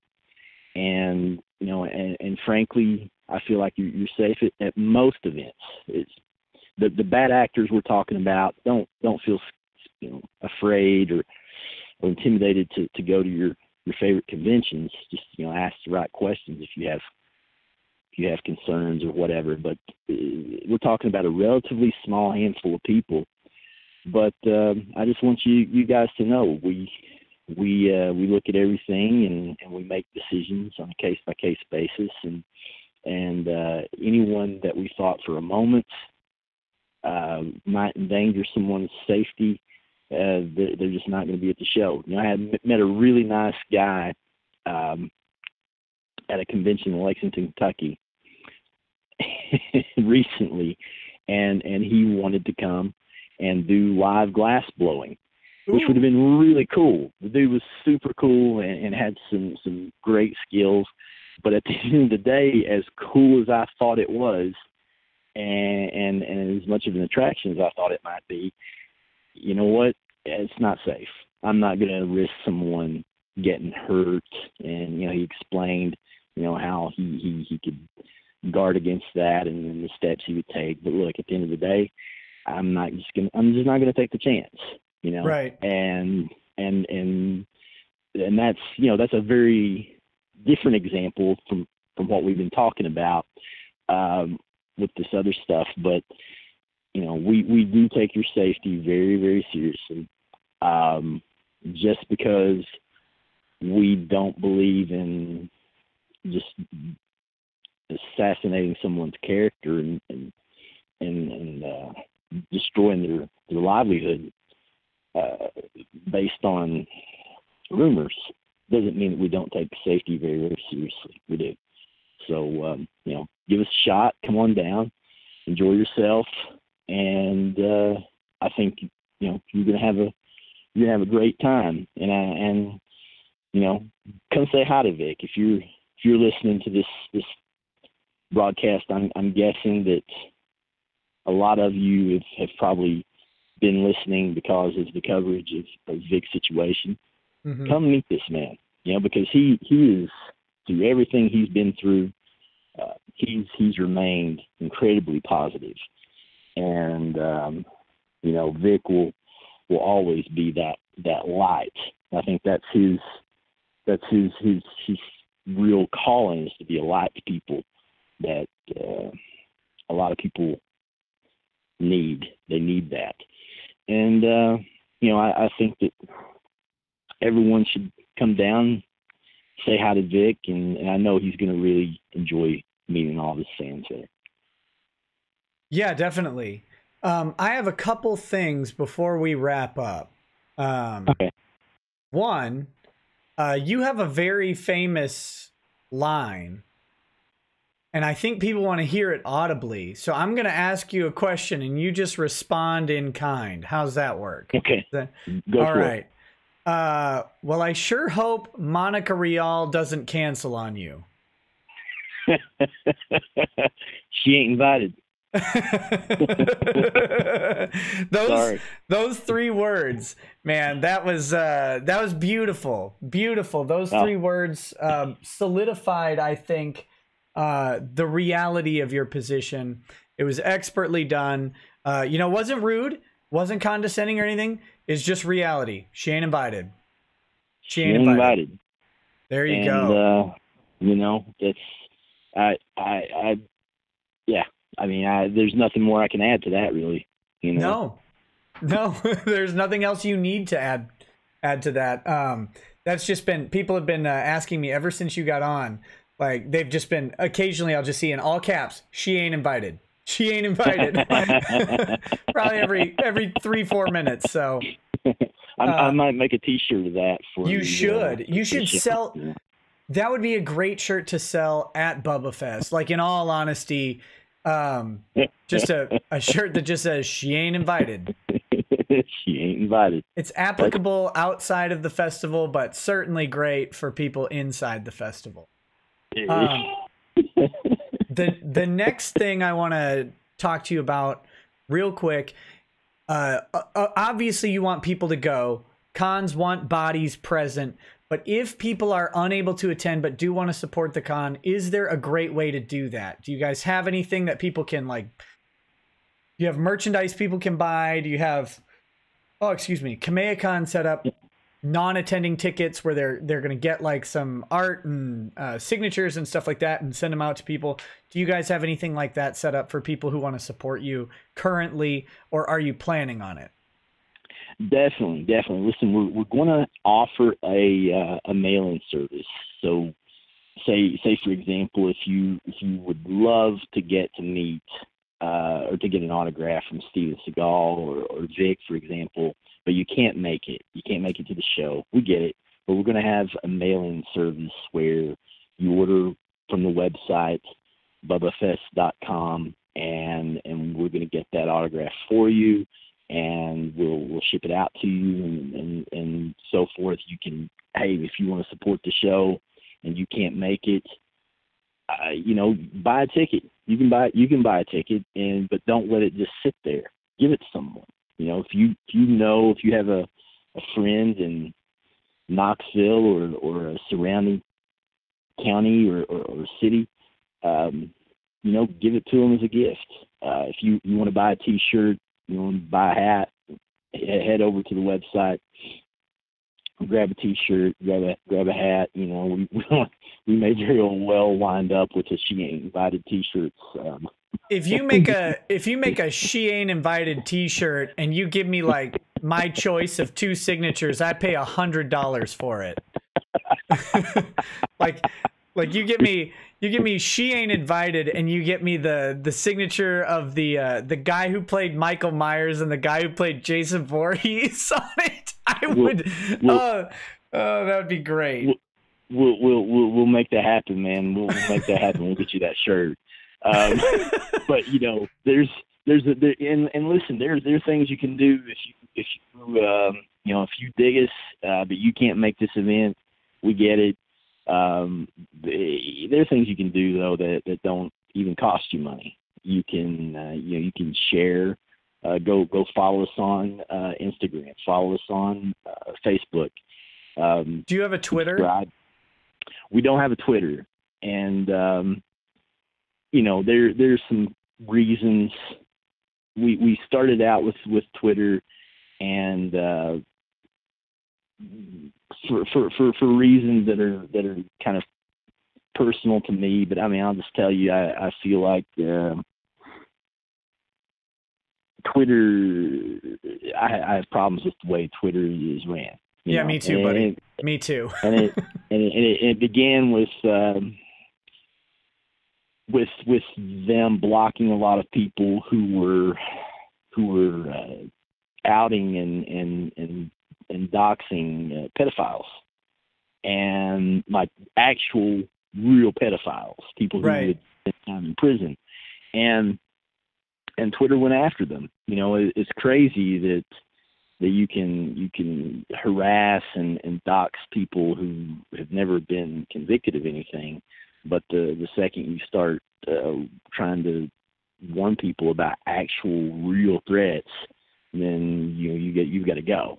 And I didn't want to support that, you know. So I gotcha. We ditched Twitter, but we do have Instagram. We do have Facebook. We've got a pretty active community there, and it grows daily. We're almost 15,000 followers on. Actually, I think we just broke that tonight. We just broke 15,000 mark on Facebook. Awesome. And yeah, thank you. We'll keep that growing. So listen, share our posts on Instagram and Facebook. You know, invite friends, come in. We run contests all the time. You know, like and share and tag a friend contests. So come check us out and tag your friends. Even if you can't make it, maybe you've got a friend or a family member that can. That's going to help us. And you know, anything like that just takes a few seconds of your time and doesn't cost money. You know, please, if you're so inclined, help us, because that's number one way for conventions to grow. I mean, you know, paid advertising, obviously, we do a lot of digital and radio, but the number one avenue for growth for any convention is through word of mouth and people sharing. So that's our bread and butter. And you know, if you're so inclined, we appreciate your support. Yeah, absolutely. Make sure you follow them on your social media poison of choice.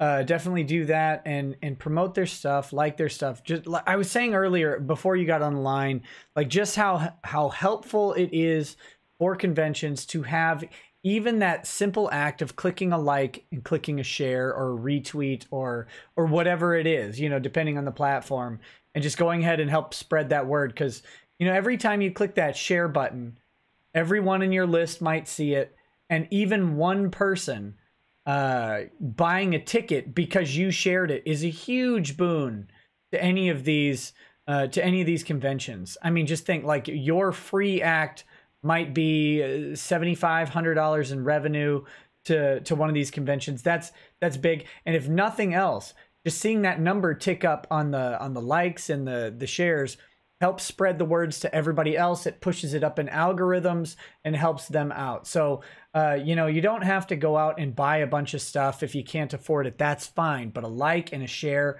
Really makes a big difference. Also with these videos, just so you know. No, I'm just kidding. Yeah. But absolutely. Would you? And hey, oh, go ahead. I'm sorry. No, you go first. I was going to say, listen, if nothing else, we do try to keep our social media very entertaining. You know, we try to post really at least a couple times per day, and we have, you know, it's not all convention business. We have some.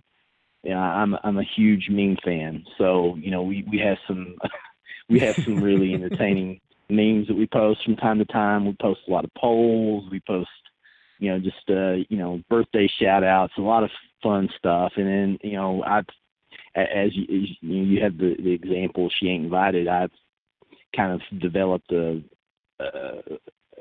reputation for roasting people who come on the page and aren't very nice. And you know, that's free entertainment for you. You know, we believe that you know, and God bless the rest of my team. I've given them ulcers with some of the comebacks and roasts that I've launched over the last year or so. But you know, it's just kind of staying true to air culture. You know, if someone says something rude, you hit them right back with it, and you know, that's I've now. Do you prefer? Do you prefer like a Tennessee rotisserie, or do you do a high temp roast, or do you do like a slow smoke? Oh man, you know, I'm going to tell you, it's instant. It's more like So you're in a blast furnace there. It's pretty much flamethrower. Yeah, I mean, it can get pretty entertaining. Let's just put it that way. We've had some folks. I mean, listen, with every guest, you'll have at least one person that'll just make a really nasty comment, about their appearance or something like that, and it's not being mean spirited. Honestly, we want to have some fun, but we're also kind of in that way we're pointing out you're being rude, Right? So yeah. Oh yeah. We're gonna throw it back on you a little bit, but we do have fun with it, and we do try to joke around and engage with people and respond to, listen, we got 100% response rate. And if you have a question, hit that message button. We're going to get back to you.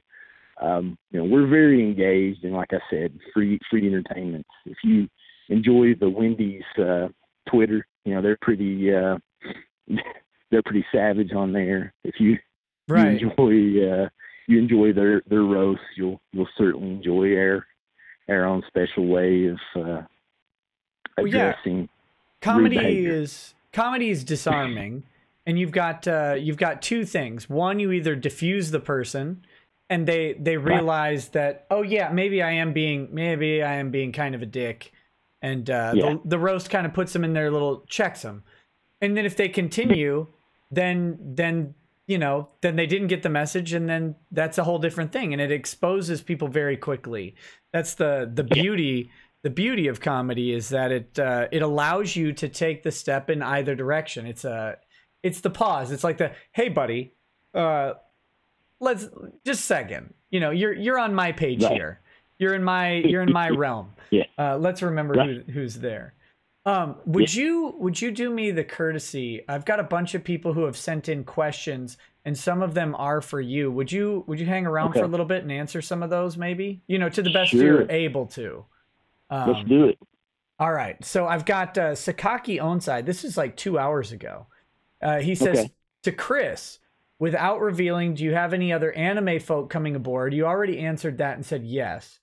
But he followed up and said, also, any plans to convince hometown boy Henry Cho, the Bubba, to appear? Never say never, man. Never say never. He's the Bubba, huh? Henry Cho. That's what's in parentheses on the super chat. I don't know. I don't even know who Henry Cho is off the top of my head. I might recognize him if I saw him or something. But I'll say this: if there are enough fans, we give the fans what they want. We're not trying to push people on you that you don't want to see. If there are enough people that want him, he will be at the show. If there aren't, then he won't. But that's certainly an interesting name to take into account. And like I said, if you know a lot of his fans that would love to see him, get him on the page, man. Let us know. So you're still accepting ideas of people? 'Cause during this stream, several people have thrown out some ideas. One would be like Ethan Van Sciver. I think he's up in New Jersey, so it'd be just a trip down the coast for him. He's a former DC comic artist, and now he's independent. Raised like $700,000 on an Indiegogo project for his new comic book. So he's wildly popular. I know people think he'd be really good. There's a certain Minnesota lawyer that people are asking about. I don't know, doing a panel or something. But yeah, okay. So it's good to know that people can basically send. So should they do that through Messenger if they want to suggest a guest? They should do that through Messenger on your Facebook page, or how should they do that? Hey, post on the wall. You know, make a post on the wall, and that way other fans, they see what you're suggesting, and they can chime in. Message us if you want. That's fine. But listen, it's all about, you know, what the fans want to see. They told us, we ran a poll, and they said, well, we would love to see, you know, more WWE. And, you know, boom, we got more WWE. They wanted horror, so we've got Jason Voorhees, Michael Myers, and Leatherface coming, and more to be announced. They told us they wanted Walking Dead, and we have 2 Walking Dead cast members that they're really going to love that we're going to announce very soon. They told us they wanted Star Wars, and we have 1 already announced and 1 soon to be announced. You know, we really do want to build a show that the fans want to see, and, you know, while staying true as we can to our roots. But yeah, hit us with it, and if there's something that we haven't thought of that you guys have thought of, and if there's a fandom for, we will pull the trigger in a heartbeat. Awesome. So yeah, you heard it from him, guys. If you want to suggest stuff, go throw it up on the wall. You know, the responses that they get are going to help determine who gets to go. So if you want to see Uncle Ethan Van Piver out there, go ahead and throw a cherry pie up on the wall, or a vanilla lemon cream. I don't know what he likes. What does he like? What kind of pie does he even eat? I think all of it, I think, is the answer. But if you want to see an Ethan there, if you want to see other names that have been thrown out, Todd Habercorn, Ruben Langdon. Ruben is the voice of Dante and Devil May Cry, as well as he does several other things. I think he has like a motion capture studio and works on lots of Hollywood stuff. So if you guys want to see them, put them up on the wall, and then that's how that possibility gets started. But move quickly, because, you know, schedules are filling up, and that'll of course be playing into all this stuff. Okay, so the next question is, or this is just a comment for you from Galavon Prime. He says, Bubba Fest, Dirty South, middle finger in the air. So there you go. What's up, buddy? Let's see. We've got Books, Games, Pottery says, love the way you say folk. You sound pretty awesome, and so does your convention. So that's great. Thanks, man. Christopher Nicholson, Knoxvillian here, shared Bubba Fest with friends. So that's awesome.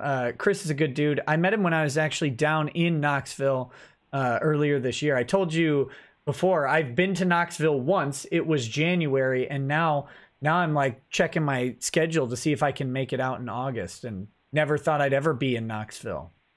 So, oh well, hey, it's a great city. It really is. And Christopher, man, thank you for your support. We appreciate it. Yeah, absolutely. Handlebar Fox says, multiple calls for getting Doug TenNapel to Bubba Fest. That would be great, although I think Doug hates conventions, so you might have to twist his arm on it. But if I end up being able to make it, maybe I'll stop by his house and drag him. He's over in he's in the Nashville area, and I'll just kidnap him or whatever. The Texan 83. This is kind of funny. He says Segal would take Shane to the bank, the blood bank. Thank you for that hard to kill reference there. That's the Texan. Tess not on holiday. Says Donald Trump sent Steven Segal to Russia so him and his Russian comrades could collude and interfere with the election. Collusion with Russia confirmed. Oh, that was good. The Texan. Did he, or did he send him to take over? Did he do that, or did he send Segal to take over? I don't know, but what I want to know is if I buy a Segal autograph from you online, if it comes, like, if I open the envelope, if my elbow will be broken. Because if not, I don't know if it's worth it. I can promise you not. My general liability insurance provider would not be a fan of the broken elbows. So, well, I think that'd be on Segal. I think that'd be a personal thing. He'd have to send the arm break through the. That'd be a FedEx. That wouldn't go through USPS. Or a clothesline. Yeah. The Texan 83, he does have a question here. So you can answer this however. Would illness caused by seeing a middle-aged woman molest a giant penguin allow me to break a convention contract? Illness caused by seeing a middle-aged woman molest a giant penguin. Yeah, in your contract experience, is that a typical exit clause in a contract? That's one I've never heard. I would require some sort of documentary proof. What if I could, without a single hint of irony, send you a video right now to prove that this has actually occurred at a convention? You know what? I'll take your word for it, and spare myself the trauma of seeing it. This is one scenario which I'm willing to accept hearsay as gospel truth and not need it confirmed. I'm good. Oh my goodness. Well, that's the questions that I have for you. I have a bunch of questions that are just kind of for the stream and stuff that I will go through, but I don't want to keep you beyond, you've already very generously hung out with us for quite a while here, and I really appreciate that. My pleasure. Before I go ahead and read through all those, I want to just give you one, last minute or two to go ahead and say if there's anything you think needs to be said about the situation, about your convention. I mean, we've covered it pretty heavily, but if there's any last stuff you want to say, please, by all means, feel free to do so right now. We're just that we are very, very grateful for the outpouring of support for the event and for Vic. We're honored to have Vic. We're honored to have all of our other guests. We've had a fantastic response to everyone that we've announced so far, and we're very excited to make our home in Knoxville. We're very excited to bring a true Southern Comic-Con and do some things that nobody else does. I mean, there's no other convention in the world that you can go to and enter a farmer's tan competition. We had a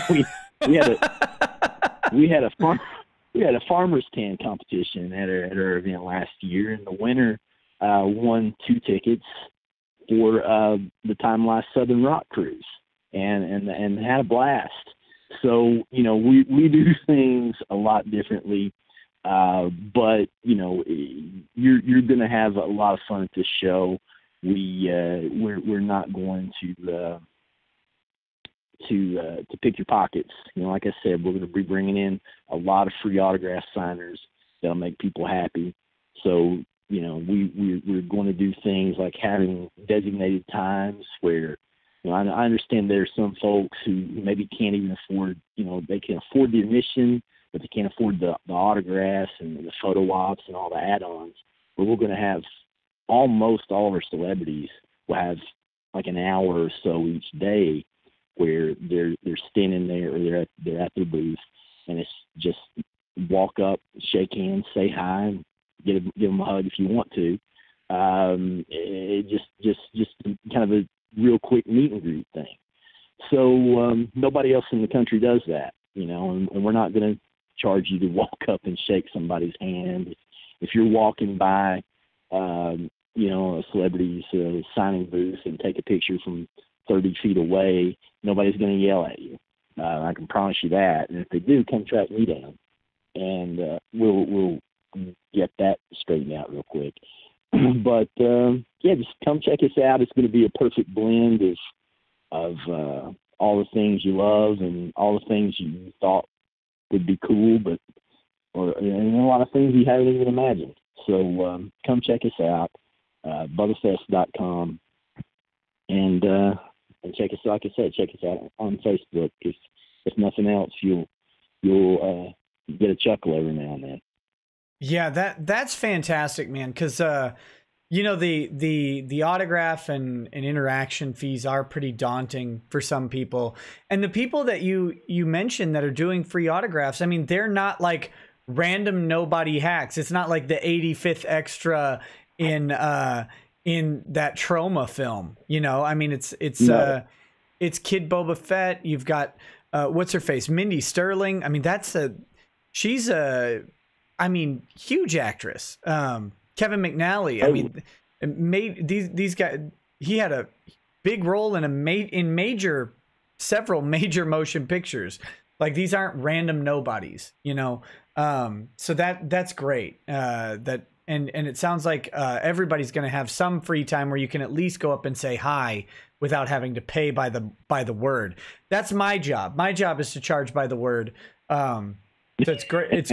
It's great that you've got some time set aside for these people where people can go just interact with them like humans for just a minute and just say hi and I appreciate your work, because that's what it's all about. I've been saying that since I started covering this. You know, it's about the fans. It's not about the actors.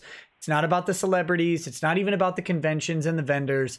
It's really about the fans and bringing the fans into these universes and hobbies that they enjoy and giving them just a little bit of taste and solidifying that fandom that they have, right? Like, allowing them to engage in the reality of it it's immeasurably beneficial for everybody involved.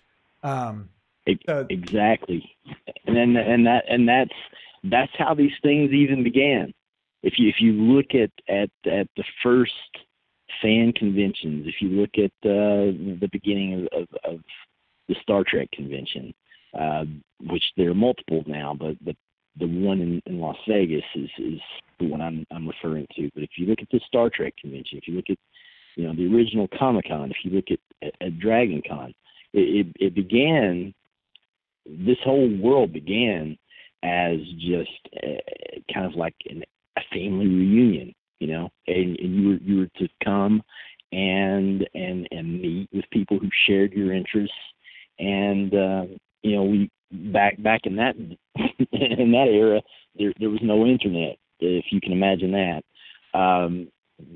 but nevertheless you met those people and formed those relationships and kind of developed that camaraderie with people in person. You know, you didn't have the ability to do it online. Of course, now it's kind of cool because you have people who meet other folks that share their interests and whatnot.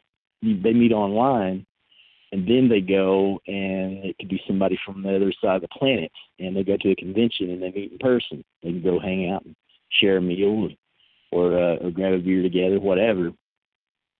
But that's what it's really about, and what it was originally supposed to be about, to bring people that had these common interests together and just have a good time, get to know each other. So that's what we want to try to gear it back towards, because, man, you have to make money to make these things work, but of course, at the same token, I'm disappointed that so much of it seems to be about bleeding fans dry. So, if things continue to trend the way they're going to trend, and we can afford to bring in, 12 or 14 free autograph signers, we'll do it. We just want people to come and have fun and meet up with their friends and see what we've got to offer. Yeah, well, I mean, that's the trick. I mean, it is, you got to have money to pay the bills, and never apologize for making money on this show, because we are pro-capitalism. We're 100% pro-capitalism here. But the reality is, if you're doing good things, and helping people have fun and be entertained, people don't mind spending money on it. That's okay. That's an okay thing. For people to shell out stuff. And as people are able to shell out, and as you get more and more engagement, the amazing thing is, as you grow and do all this stuff, you're able to offer more and more things for free for people who don't have, a bunch of money to go to every single booth and try and get every single autograph. There might be a couple people who do that, but on balance, most people are going to go see one or two people. And if you can only afford 1 or 2 people, that's okay, because the bigger these things get, the more guests you're able to get, the more tickets you're able to sell, the more free stuff there will also be, and the more fun people can have as they go. So, Totally. well, man, thank you so much for coming on. I really appreciate you spending a good chunk of time with me here. I'm gonna read through a whole bunch of chats, but I'll let you take off, because I know it's a little bit later. It's a little bit later for you than it is for me, and I don't want to keep you up, all hours of the night. So. Oh, well, thank you, man. Listen, yeah, it's getting late up here in the mountains, but thank you for having me on, and thanks to all y'all who are listening, for your questions and for your follows and for your support. You guys are the reason we do it, and can't thank you enough. Come see us in August if you're able. We're going to have a really good time. Keep an eye on our social media, because we're going to be announcing our kickoff party on Friday night, and that's going to be just really that's going to be next level. So last thing I'm going to plug is last year a kickoff party that we had for our first event. Almost all of our celebrity guests were in attendance. Bert didn't make it. He's, you can't really expect, an 83-year-old man to make it out to your Friday night kickoff party, but we had almost every celebrity there. And David Ellison, co-founder of Megadeth, actually took the stage with one of our bands and played. And, you're talking about that was maybe a 400, 500 person venue. And, you're talking about a rock and roll Hall of Famer, a legend right in front of your eyes, gets on stage and plays with the band right in front of you. So that happened. There's video all over it, or video all over YouTube of that. Check it out. I think we'd probably have that on our Facebook page as well. But who knows who's going to show up at this year's kickoff party, and who knows what kind of awesome shenanigans will ensue. But don't miss out. So many people last year said, "Man, I wish I'd come this year. I wanted to meet Bert," but then, sadly, we turned out to be his final public appearance, and he passed away, I think, around 24 days after our event. Wow. But yeah, you killed Burt Reynolds. Well, you know what? I'll say this. Burt, right before he left, gave me a big hug and said, "I'd love to come back next year." And we said, obviously, anytime we're ever going to have an event, you're welcome.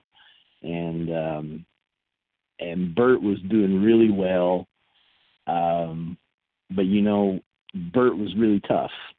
Really tough. I mean, some people may not realize that he was just an outstanding football player there in Florida. And, so a really tough dude. Burt broke his tailbone filming Deliverance, broke a rib or two in his tailbone. And if you break your tailbone, it never really heals. Right. And he was in pain. I mean, you talked about a 40 some odd year injury. Yeah. And the guy was in pain every day of his life, but he was so tough, he could function. Well, Burt had been for a physical a couple of weeks before he passed, right after the show, got a clean bill of health, doing great. And, but he developed a cough shortly after, and was having pain, in his chest. But he was just so tough. He just kept going. It turns out he had double pneumonia, and it got so bad it just overworked his heart. God bless him. And he passed. Right. But Burt was basically a victim of his own toughness, which is that's rare that you hear something like that. But that's how Bert left us. But yeah, listen, don't be that person that is saying, man, I wish I had made it this year. Come and join the fun. Yeah, absolutely. And I think a bunch of people are looking to it. Like I said, I've never really been. I went to my first convention ever this year, and now I'm going to be going to like at least a couple more. So we'll see. I would love to make it down there. I had a good time in Knoxville, and your convention looks like a special mix of people that makes it. It, like you said, it's something so much different. So I definitely want to see it. Awesome, man. Well, man, thanks again for hanging out. If anything comes up, if I can be of any assistance to the convention, please don't hesitate to let me know. If you've got a big announcement or anything and you wanna make sure and put it out on YouTube, I'd be happy to host it or whatever, give you any sort of time. So don't be a stranger, man. Oh, absolutely. I'll be in touch for sure. I appreciate you. Yeah, and I will be in touch with that lawyer recommendation for you as well. So, fantastic. All right, man. We'll talk soon. Right. Thanks again. Have a good night, buddy. God bless. See y'all. Yeah, you too. Bye. Bye-bye. All right. We've got, that was Chris, the owner, the CEO, the organizer, the man of Bubba Fest, the man behind She Ain't Invited. Thank you all for hanging out with us. Through that, I am now going to go through the justice chats, the super chats, all of the chats that exist. We're going to go ahead and go through those real quick. Thank you for hanging out. I will answer any questions. I did try to go ahead and send any questions that came in for Chris. I did ask him on the stream, but now we're going to go through the rest of them. So, and then after that, we'll talk about what's coming up this week. I'm very excited for the next couple days here, and just what's coming. So hang out with me for a few more minutes. We're going to burn through these. And let's go. Siren Jag, this is before the show. In celebration of Racket's 50,000 subs, the other mods and I gathered all of the various animals we have met that have met their demise in various ways on his properties and reburied them in the pet cemetery. It was the least we could do. Yes, there is, you'll notice on this show, I do not apologize for country pest violence. If you are a stray, unwanted, disgusting animal like a skunk, and you're eating my cat food and threaten to spray my family or my children, you will get annihilated in various ways. Same with raccoons and your disgusting rabies. We treat it just like hippies and their hepatitis. You either spray them with something or you shoot them. That's how it goes. And that's a joke. It's a joke. You only shoot hippies in Minecraft. Mythos Irving says, late and gay. Boomer, Nick, Tess Not on Holiday says, help fight the knights of cancel culture by supporting these cons that stand up for what's right. That's the KKK, the Knights of Cancel Culture. Definitely fight them. Let's see. The next we've got James Karg. Have the anime convention attacks alarmed you any? I don't know which convention attacks they're talking about. Do they mean, do you mean, I don't know if you're still around, James. You are, James. If you want to go ahead and tag me, James, and clarify what you mean. Are you talking about the attack that was on Community? Or are you talking about other attacks, like just the, the threats against people? If you could tag me and clarify that, I'll actually go ahead and answer the question. I want to make sure I answer it correctly. Colin Schrader says, what's Malaw? I got a notification for one. Malaw is, that's this. Ink Penification. I'll tell you what, that Vic's sure a swell guy. That Vic sure a swell guy. Tell you what. Car just says, hey, Nick, have you seen NVIDIA's April Fool's video? It was about an AI fighting online trolls, and they named it Ron. I laughed my butt off. I did see that. You know what? I actually hate April Fools now because a bunch of unfunny people, like it's only funny that it's named Ron because of the Ron Soye jokes. Like, that's it. But it's not funny generally that it's named Ron. And I hate April Fools because a bunch of people who aren't comedians make jokes all on one day, and they dump them into videos, and they dump them into Facebook posts and Twitters, and oh my God, they're just not funny. They're just not funny. So I just hate it. So, Sarah Brennan Dunn says the Kick Vic and Funimation boycotting anime Matsuri. Maybe that's James Carg's thing. I'm not super. I'm surprised only at how these people are willing to try and tortiously interfere with contracts and then shred their own contracts about it. That's alarming, but it's not surprising when you consider the fact that they're stupid. So there you go. Ink pen. Oh wait, no. No one important says congrats on becoming a manga character. Oh, thank you. And it's humbling. It actually is humbling. That's not a joke. I said it as a joke, but it's not. It's very cool. Whenever people make me into various artwork, I'm appreciative because I am not an art. My stick figures of myself are even bad for what children's art would be. So Pharaoh says Pull needs to be pushed off a cliff. Whoa. Yeah, Pull is hilarious. They are terribly stupid. Terribly stupid.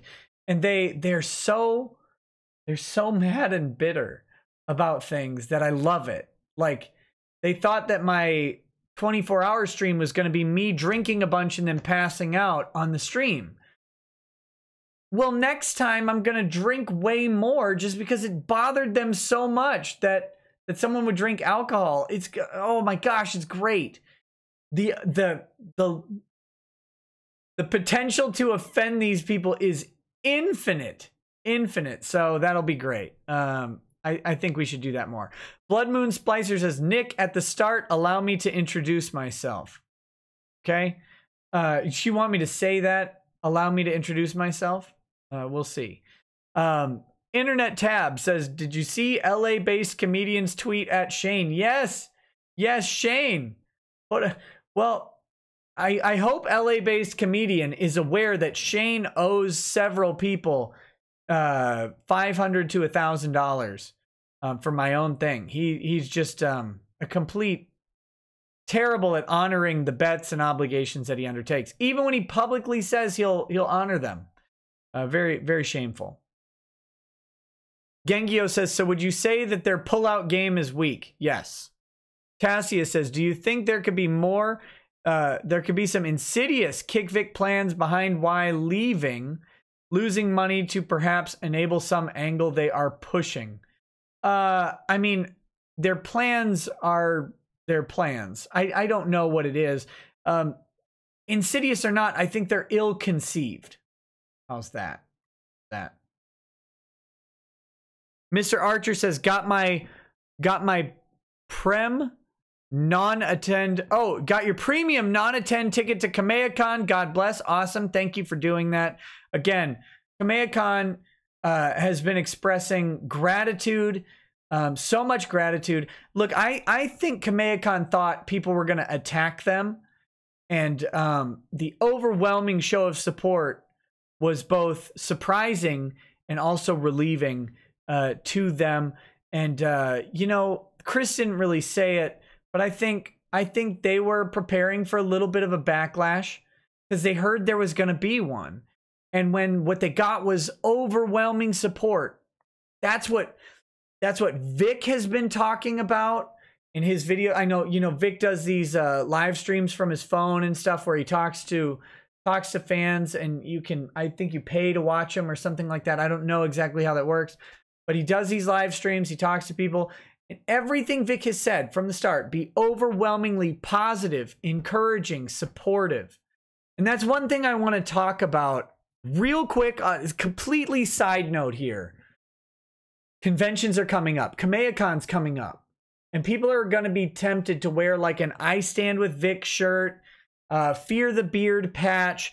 You know, there's merchandise being created out there for this stuff. Look, you have to consider the possibility that wearing anything like that in some way puts a target on you. And I know for a fact that Vic would not want anyone to put themselves in any sort of danger by supporting him. So, you know, when you go to these cons, it's not about making a scene. It's not about proving a point or making an argument. It's really about, you're going to go and support Vic, go support Vic. You're going to go support the con, go support the con. It's not you going there to dunk on Chris Sabat, Monica Rial. It's not you going there to dunk on some other voice actor or actress or argue with someone who's kicked Vic. It's not about that. It's about going and being positive. So just know that, you know, while Vic would I and Ty, we all appreciate any of the support you would show. Excuse me. Any of the support you would show Vic, just make sure you're safe. Make sure you're safe. Make sure you're not engaging these people in some activity that could prove harmful to you, because that would be the worst outcome. And listen, some of these people are absolutely ridiculous and you don't know what they're going to do. Just keep yourself safe. There's no need for you to go make political statements out there or anything like that. Just go have fun. Conventions are for fun, not for statements. And having Vic there is the statement. So I just want to put that out. Also, my art guy is telling me to shill the new merchandise. Shill the new merchandise, which I have not put up yet. I haven't put it up yet because I wasn't home because it got pulled over by the cops. We'll talk about that in a little bit. I didn't have time to do it because I got pulled over. No ticket though, lawyer privilege. But there's new merchandise coming on Teespring tonight. Should be up tomorrow or tonight or whatever. So make sure you check that out. The RIP Shane's chair, that's coming. We've got a First Amendment shirt coming. We're going to do actually a monthly thing where there's each amendment gets its own shirt. It's going to be a 10-month campaign. The 10 amendments of the Bill of Rights, probably. Maybe we'll do a black shirt for the 13th that says "Don't own me." That's a joke. That's a joke. I shouldn't have said it, but that's a joke. So anyway, there's going to be a shirt for each amendment of the Bill of Rights. It's going to be a 10-month campaign. There'll be limited time. Anyway, check that out on Teespring, and there are links in the description. Okay, moving on. Drago Wizard Kazuya says, "Hey Nick, want to laugh? Look up a side-by-side picture of Shane and Al McWiggin from Toy Story 2. There you go. I'll have to check that out. Sarah Brennan Dunn says, "Vic wins, the cons win, but Kick Vic loses, y'all." Absolutely. Tony Batiste says, "I have a request, Nick. React to Black Clover." I don't know what Black Clover is. I'll have to do some preliminary research. I make no promises. Ampathos guy says, "Never thought I would hear about Monica pulling out." Oh, gross. Fred Rated 1967 says, "If an illegal immigrant fights a child molester, would that be Alien versus Predator?" Oh, come on. Oh, no. Thomas N says, "Thank you for the donation." This is what I say to Thomas N. There's no text there. Tillip says, "We don't talk about the 19th Amendment." We'll do every amendment except the 19th. That'd be the joke. That'd be the repeal of the 19th joke. Gastoneve says, "Thanks for making my discrete math homework entertaining during the 24-hour live stream. When's the next one?" I don't know. I'm still tired from it. It's amazing. I can't. I think I will do another one at some point. I would like there to be a good reason to do another one. You know, like 100,000 subscribers, something like that, of course, would be a great sort of thing, or some big event. One of those things I would love to do. I did have a blast during the 24-hour stream.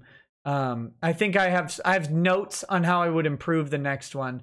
So we'll see. We'll see. I don't know when the next one is, but it's not out of the question for sure. Let's see. Dragon Bay Z. There are 2 cons in Savannah, so we need to be careful on which one we are supporting. I will continue to release the cons after confirmation on Twitter. So I guess follow Dragon Bay Z on Twitter if you want to find out which con it is. It's super something. I don't remember. But make sure, yeah, you're supporting the right con. And yeah, very important. Marty Lund says, if a completely hypothetical civil tort discovery reveals third-party adults abused minors years ago, would lawyers be obligated to refer that to LEOs? Yes. Yes. Texas is a mandatory reporting state. So, yeah, they would be obligated to refer that, as would anybody involved be obligated to refer that to law enforcement.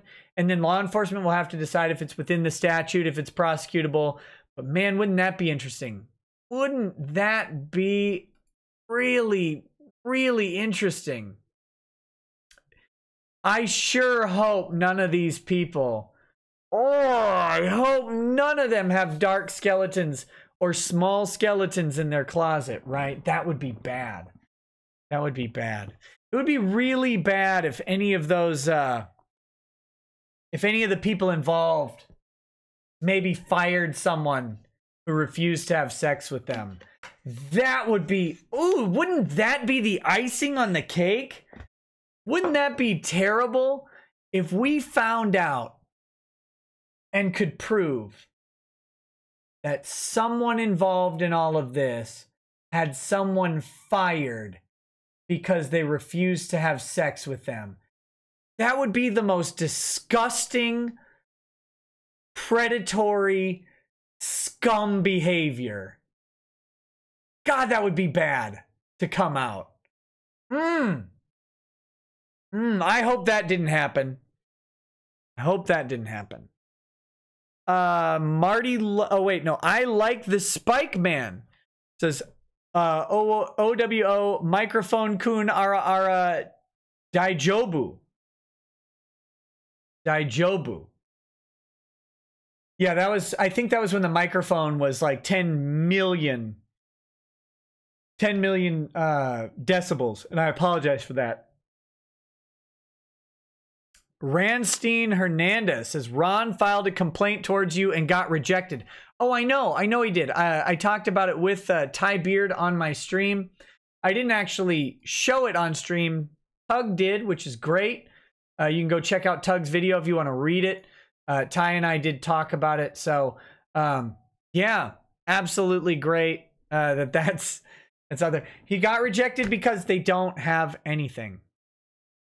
Don't have anything. Ichicinco Negroni.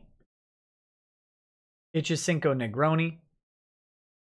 What did you say, good sir? Guys, did I just go deaf? Oh yeah, sorry, that was the microphone thing again. And I really do apologize for that. I did not intend for the microphone to be so loud, but in changing the settings around for various things, it just happened that way. So I apologize. Gay and still at large says, hi, my name is Wicca, it's Donga. Okay. Marty Lund says, rotary phone and a party line. Boomer conference call. Yeah. Or boom conference call. I just read boomer everywhere now. Yes. It was actually 2 cell phones, I'll have you know. I'm not sure what was up with that early connection, but I'm glad we were able to get it fixed. Darkman McEdgeface says, all this dead air, Nick is owed one gay op. Please no gay ops. Please no gay ops. The Vile Delinquent says, please check your Twitter DMs as soon as you're able. We need some help. My Twitter is that. I will check it out. I'll check it out. I'll see if I can find you, buddy. Living Shadow 2009 says, I live in the UK, South Wales. Will I have any problems buying a ticket? I don't think so. I don't see why you'd have a problem buying a ticket. It may be hard, you know, you got to get there if you want to go visit. Forever229 says, hey there. There you go. Phoenix76 says, there we go. Just bought the premium non-attending ticket for KamehaCon and picked Vic as my first choice for the signature. Congrats, buddy. Thank you for supporting them. Really does mean a lot to them. Michael Mascarena says, drink more. It makes the interwebs mad. And it sure does. It sure does. Oh my goodness. Guys, I don't know if you know this, but Pull is genuinely concerned for my wife and children.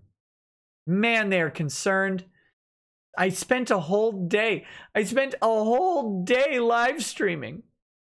My wife and children completely neglected, probably didn't live through it. I certainly didn't spend like 2 months trying to find an adequate date to perform a 24-hour live stream. I just did it completely on the fly right when I hit 24,000 subscribers, right? Like that's what happened. I didn't plan ahead of time. I drank way too much because I had 2 drinks at like 3 a.m. I drank way too much. I died on stream and had to be resuscitated. My liver was transplanted, actually. Thank goodness we found homeless people to steal livers from. All of that did happen. So next time, I'm going to commit to getting a little more rest, maybe starting earlier in the day, and instead of being up for a good chunk of the day beforehand. That way I won't need my medicine, and I'll just actually just drink straight through the whole thing, only to make Pull mad, only to make them mad and ruin their sad little days, and remind them of their abusive family members who are actual alcoholics. Because I think that's the problem, right? Like there's something triggering about it. So Automata says, impressionable kids, they hear one Hickenlooper speech and all of a sudden everyone is deep-throating mics and whatnot. Deckworld says, been here since Vic's BS happened. Thanks for joining us, Deckworld. Namrek Isto says, is it weird that when I was listening to Taylor Swift's Mean at work today, I thought the person she is talking about sounds like Monica Rial? No, that's not weird at all. That's not weird at all. Mithrin Emrys says, known Vic for 7 years, but Mr. and Mrs. Rial said everything about Vic was, quote, well known at the conventions. Well known at the conventions. And isn't that amazing? Isn't that amazing that as we start hearing from conventions and not from people on Twitter talking about conventions, but we start hearing from actual people at conventions, find out that well-known narrative is a little thinner than they made it out to be, right? Right. Forever229 says, sipping on gin and juice, laid back. Gin and tea, I guess. Mithranemmer says, Nick, they're going to use that evidence to matlock Vic at trial because we know that is how civil trials work. Surprise evidence and surprise witnesses. Yes, absolutely. Absolutely. That's why they're sitting on the evidence. I mean, they've had no trouble blabbing constantly about everything they have, but this evidence, they're sitting on that. They're tight-lipped there. Everywhere else, they can't stop vomiting all over the internet. But on this stuff, they got it, right? Like that's how that goes. Good job. Galavon Prime says, Bubba Fest, Dirty South, middle finger in the air. Forever229 has a face. Timothy Reaper says, I've yet to see proof that I Stand With Vic didn't collude with the Russians. Very dangerous. We'll have to ask Mueller. Matt Field says, check the message in a bottle. Jim wants on. Forever229 says, Troy Baker and Nolan North, maybe. Oh, that was for the convention. Again, go hit them up on their Facebook wall. If you want to suggest people, put it up on their Facebook wall and see what kind of response you get, and then they can look it out. Let's see. Handlebar Fox says, multiple calls for getting Doug TenNapel to Bubba Fest. Oh, I did read that one. Where we go. Red Thunder Plus. Hey, Nick, new sub from Ireland. Love your work for Vic. Thank you very much. Welcome to the show. Thank you for subscribing. Please keep watching. Let me know what you want to hear about. Zero the Slayer says, we anime fans are a bunch of degenerates. who like Taiwanese cave paintings of tentacles and unnaturally proportioned women. Heavy sarcasm. I think that's true. And you can determine if the comment or the heavy sarcasm is true. Maybe both. Mithrin Emmer says, new motto for the internet. Warning, reading online does have consequences. You aren't as anonymous as you think. And no, you aren't. No, you aren't. Listen, everything's fine. Making fun of people, all that crap is fine. Start going after someone's money. You're taking your life, your legal reputation, you're taking all of that into your own hands. That's what people seem to forget. You're after someone's money. You're trying. This is stereotypical, and I don't apologize. When men don't work, they die. When men don't work, they die. I was unemployed for a very long time. Between my job, between leaving banking, going to law school, I was unemployed for a good chunk. Very hard times for me.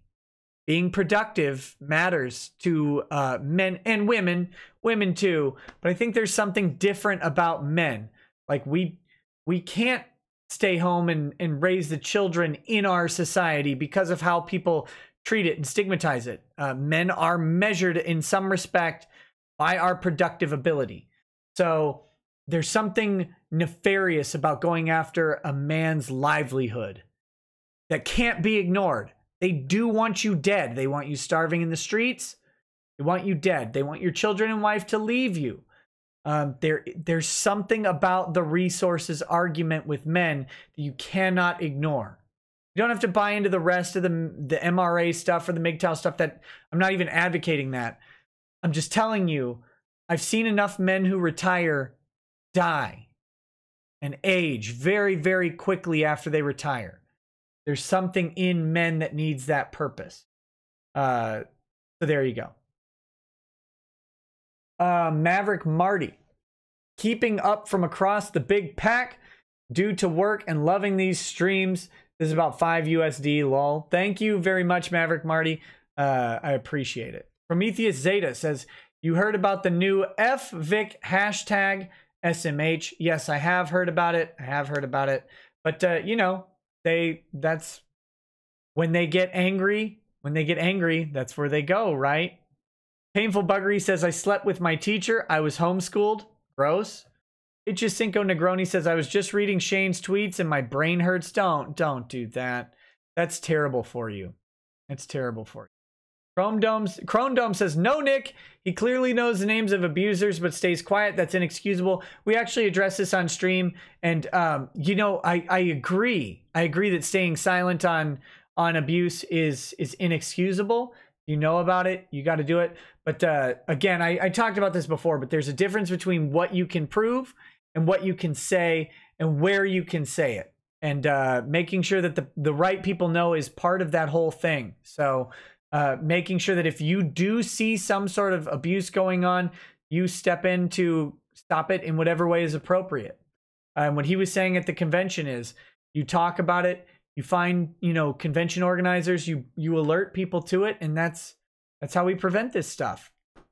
Bo Stoker says, word, my dude. You're doing good work out here. After all the injustice I've seen over the last 3 years, it's nice to have one last bastion of justice. Well, you'll find nothing if not justice here. But all of Babylon, where's the wall we vote on? That's on Facebook. Wyvern F says, missed your show for my birthday. Sorry, got cake. Oh, you never apologize. Never apologize to the mob or to me, especially if cake is involved.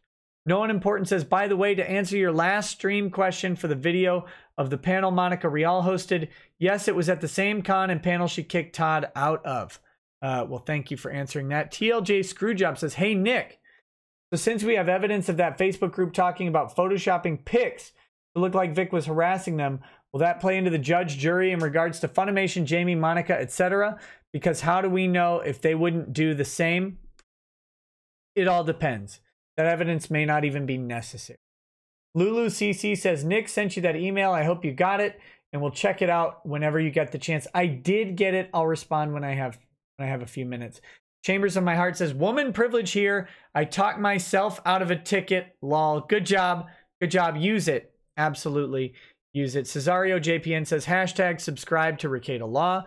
The guy from that thing says 48-hour stream when. And I did say another 24-hour stream. I'm not sure if a 48-hour stream is in the cards. That sounds horrible. Elements Rook says, thanks to this, law enforcement is now aware, of conventions. That does seem to be the case. Law enforcement is increasingly present at these conventions. And yeah, that's a good thing. Ultimately, we do want people to not be abused. We don't want the real victims. We just don't want to we don't want the fake victims to cheapen the real victims. Gunnar Renee Oy says, hit up Vector for the finest cybernetic livers. So there you go, guys. I think that's everything.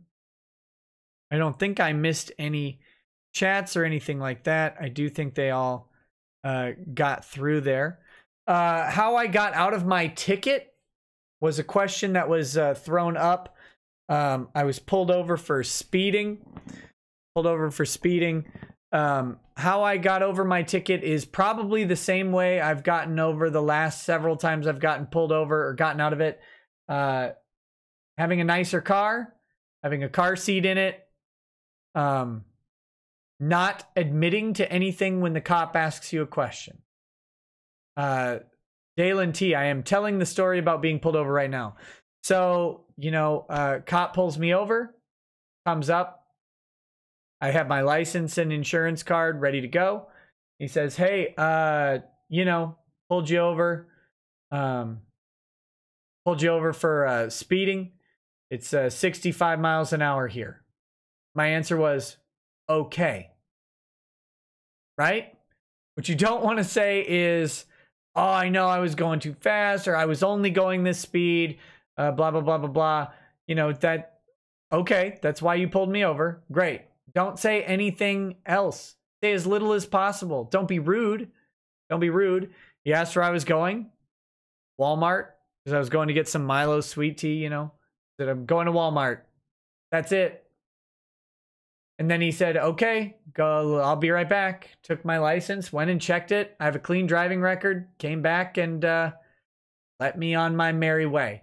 That's the end of it. The way a lot of people get tagged with a speeding ticket is when the cop pulls him over and says, do you know why I pulled you over? Yeah, I was going a little fast. Nope. Ixnay on the astfay. Do not admit to anything. Once they have that admission, you don't get to challenge the radar. You don't get to do anything. You've admitted to them that you commit a crime. That's where they get you. That's when they solidify the ticket, is when you go ahead and acknowledge what you did wrong. Do you know how fast you're going? Either don't answer that question or just say no. Do you? You might know how fast your speedometer said, but do you know how fast you're going? Honestly, you don't. You don't know if that speedometer is correct. You don't know if you saw it at the time that he saw how fast you're going. You don't know any of these things. So it's not a crime to not know how fast you're going. It is a crime to know you were only going 3 miles over the limit and you really wish he hadn't pulled you over, or you only thought you were speeding a little bit. That's all a crime. Not knowing how fast you're going, not a crime. So it's the same rule as always with police. Shut your mouth. Shut your mouth. Once I started doing that, I got far fewer tickets than I did in my youth. TLJ Screwjob says, Samantha plus Jamie if an investigation. 2 malices. 2 malices. Yeah. There you go. Were you chasing an ambulance? No. No. The other thing you definitely want to say is, actually, I'm an Article 4 free inhabitant. I don't exist under your constitution. I was traveling. I'm not a person. I am not a people. I am just me. And you have no authority over me because I have not contracted and entered into contract with you to have authority over my selfhood. You fascist bigot. That line always works on cops too. It's also good if you roll up your window and then crush their fingers in it. That helps as well. So All right, guys. Well, that's the stream tonight. Thank you so much for joining me. Tomorrow, we have Russell Greer's former employer and Sriracha. And we are going to, I believe, read Russell Greer's, not a book, but a pamphlet on why he is suing the state of Utah to force women to have sex with disabled men for $500. Should be great. If you have not seen, I know so many of you are new. You might not know anything about Russell Greer. And you probably haven't seen my series where Sriracha and I read through Russell Greer's book, Why I Sued Taylor Swift. You may want to watch them. Russell is a very, very special, interesting individual. I think you'll really enjoy this type of stream because Sriracha is very funny. It's very lighthearted. It's fun. Russell is an amazing human being. Really tremendous. So check that out tomorrow. I believe I've got Sword and Scale. Mike from Sword and Scale. I believe we're set for Thursday. I've got to confirm it. As soon as I confirm it, we'll be tweeting it out and making sure. I did have a conversation with him. He is coming on the show. I just need to make sure we're on the same page of which day we are going to have. But so I believe Thursday we will have Mike Boudet, I think is his name, from Sword and Scale, which is a huge crime podcast. And he's got an interesting story about saying the wrong thing on the internet and being told that he doesn't get to have a job. You know, of course, because you can't say certain words. If you say a certain thing, if you do a certain thing on the internet, then you're not allowed to eat anymore. So we're going to have Mike on the show. We're going to talk about that. We're going to talk about the Sword and Scale podcast, talk about him, talk about this stupid outrage culture and the social justice crap. That's going to be, I believe, Thursday. I'll confirm it. Make sure you're following my Twitter for all of these things. Can you get Chelino and Barnes on? I have no idea. It's always, you know, I love to have people on, but it's always just who I can get a hold of and actually talk to, who will respond to me. But there you go. Peace, guys. Thanks for hanging out. Talk to you tomorrow. Peace.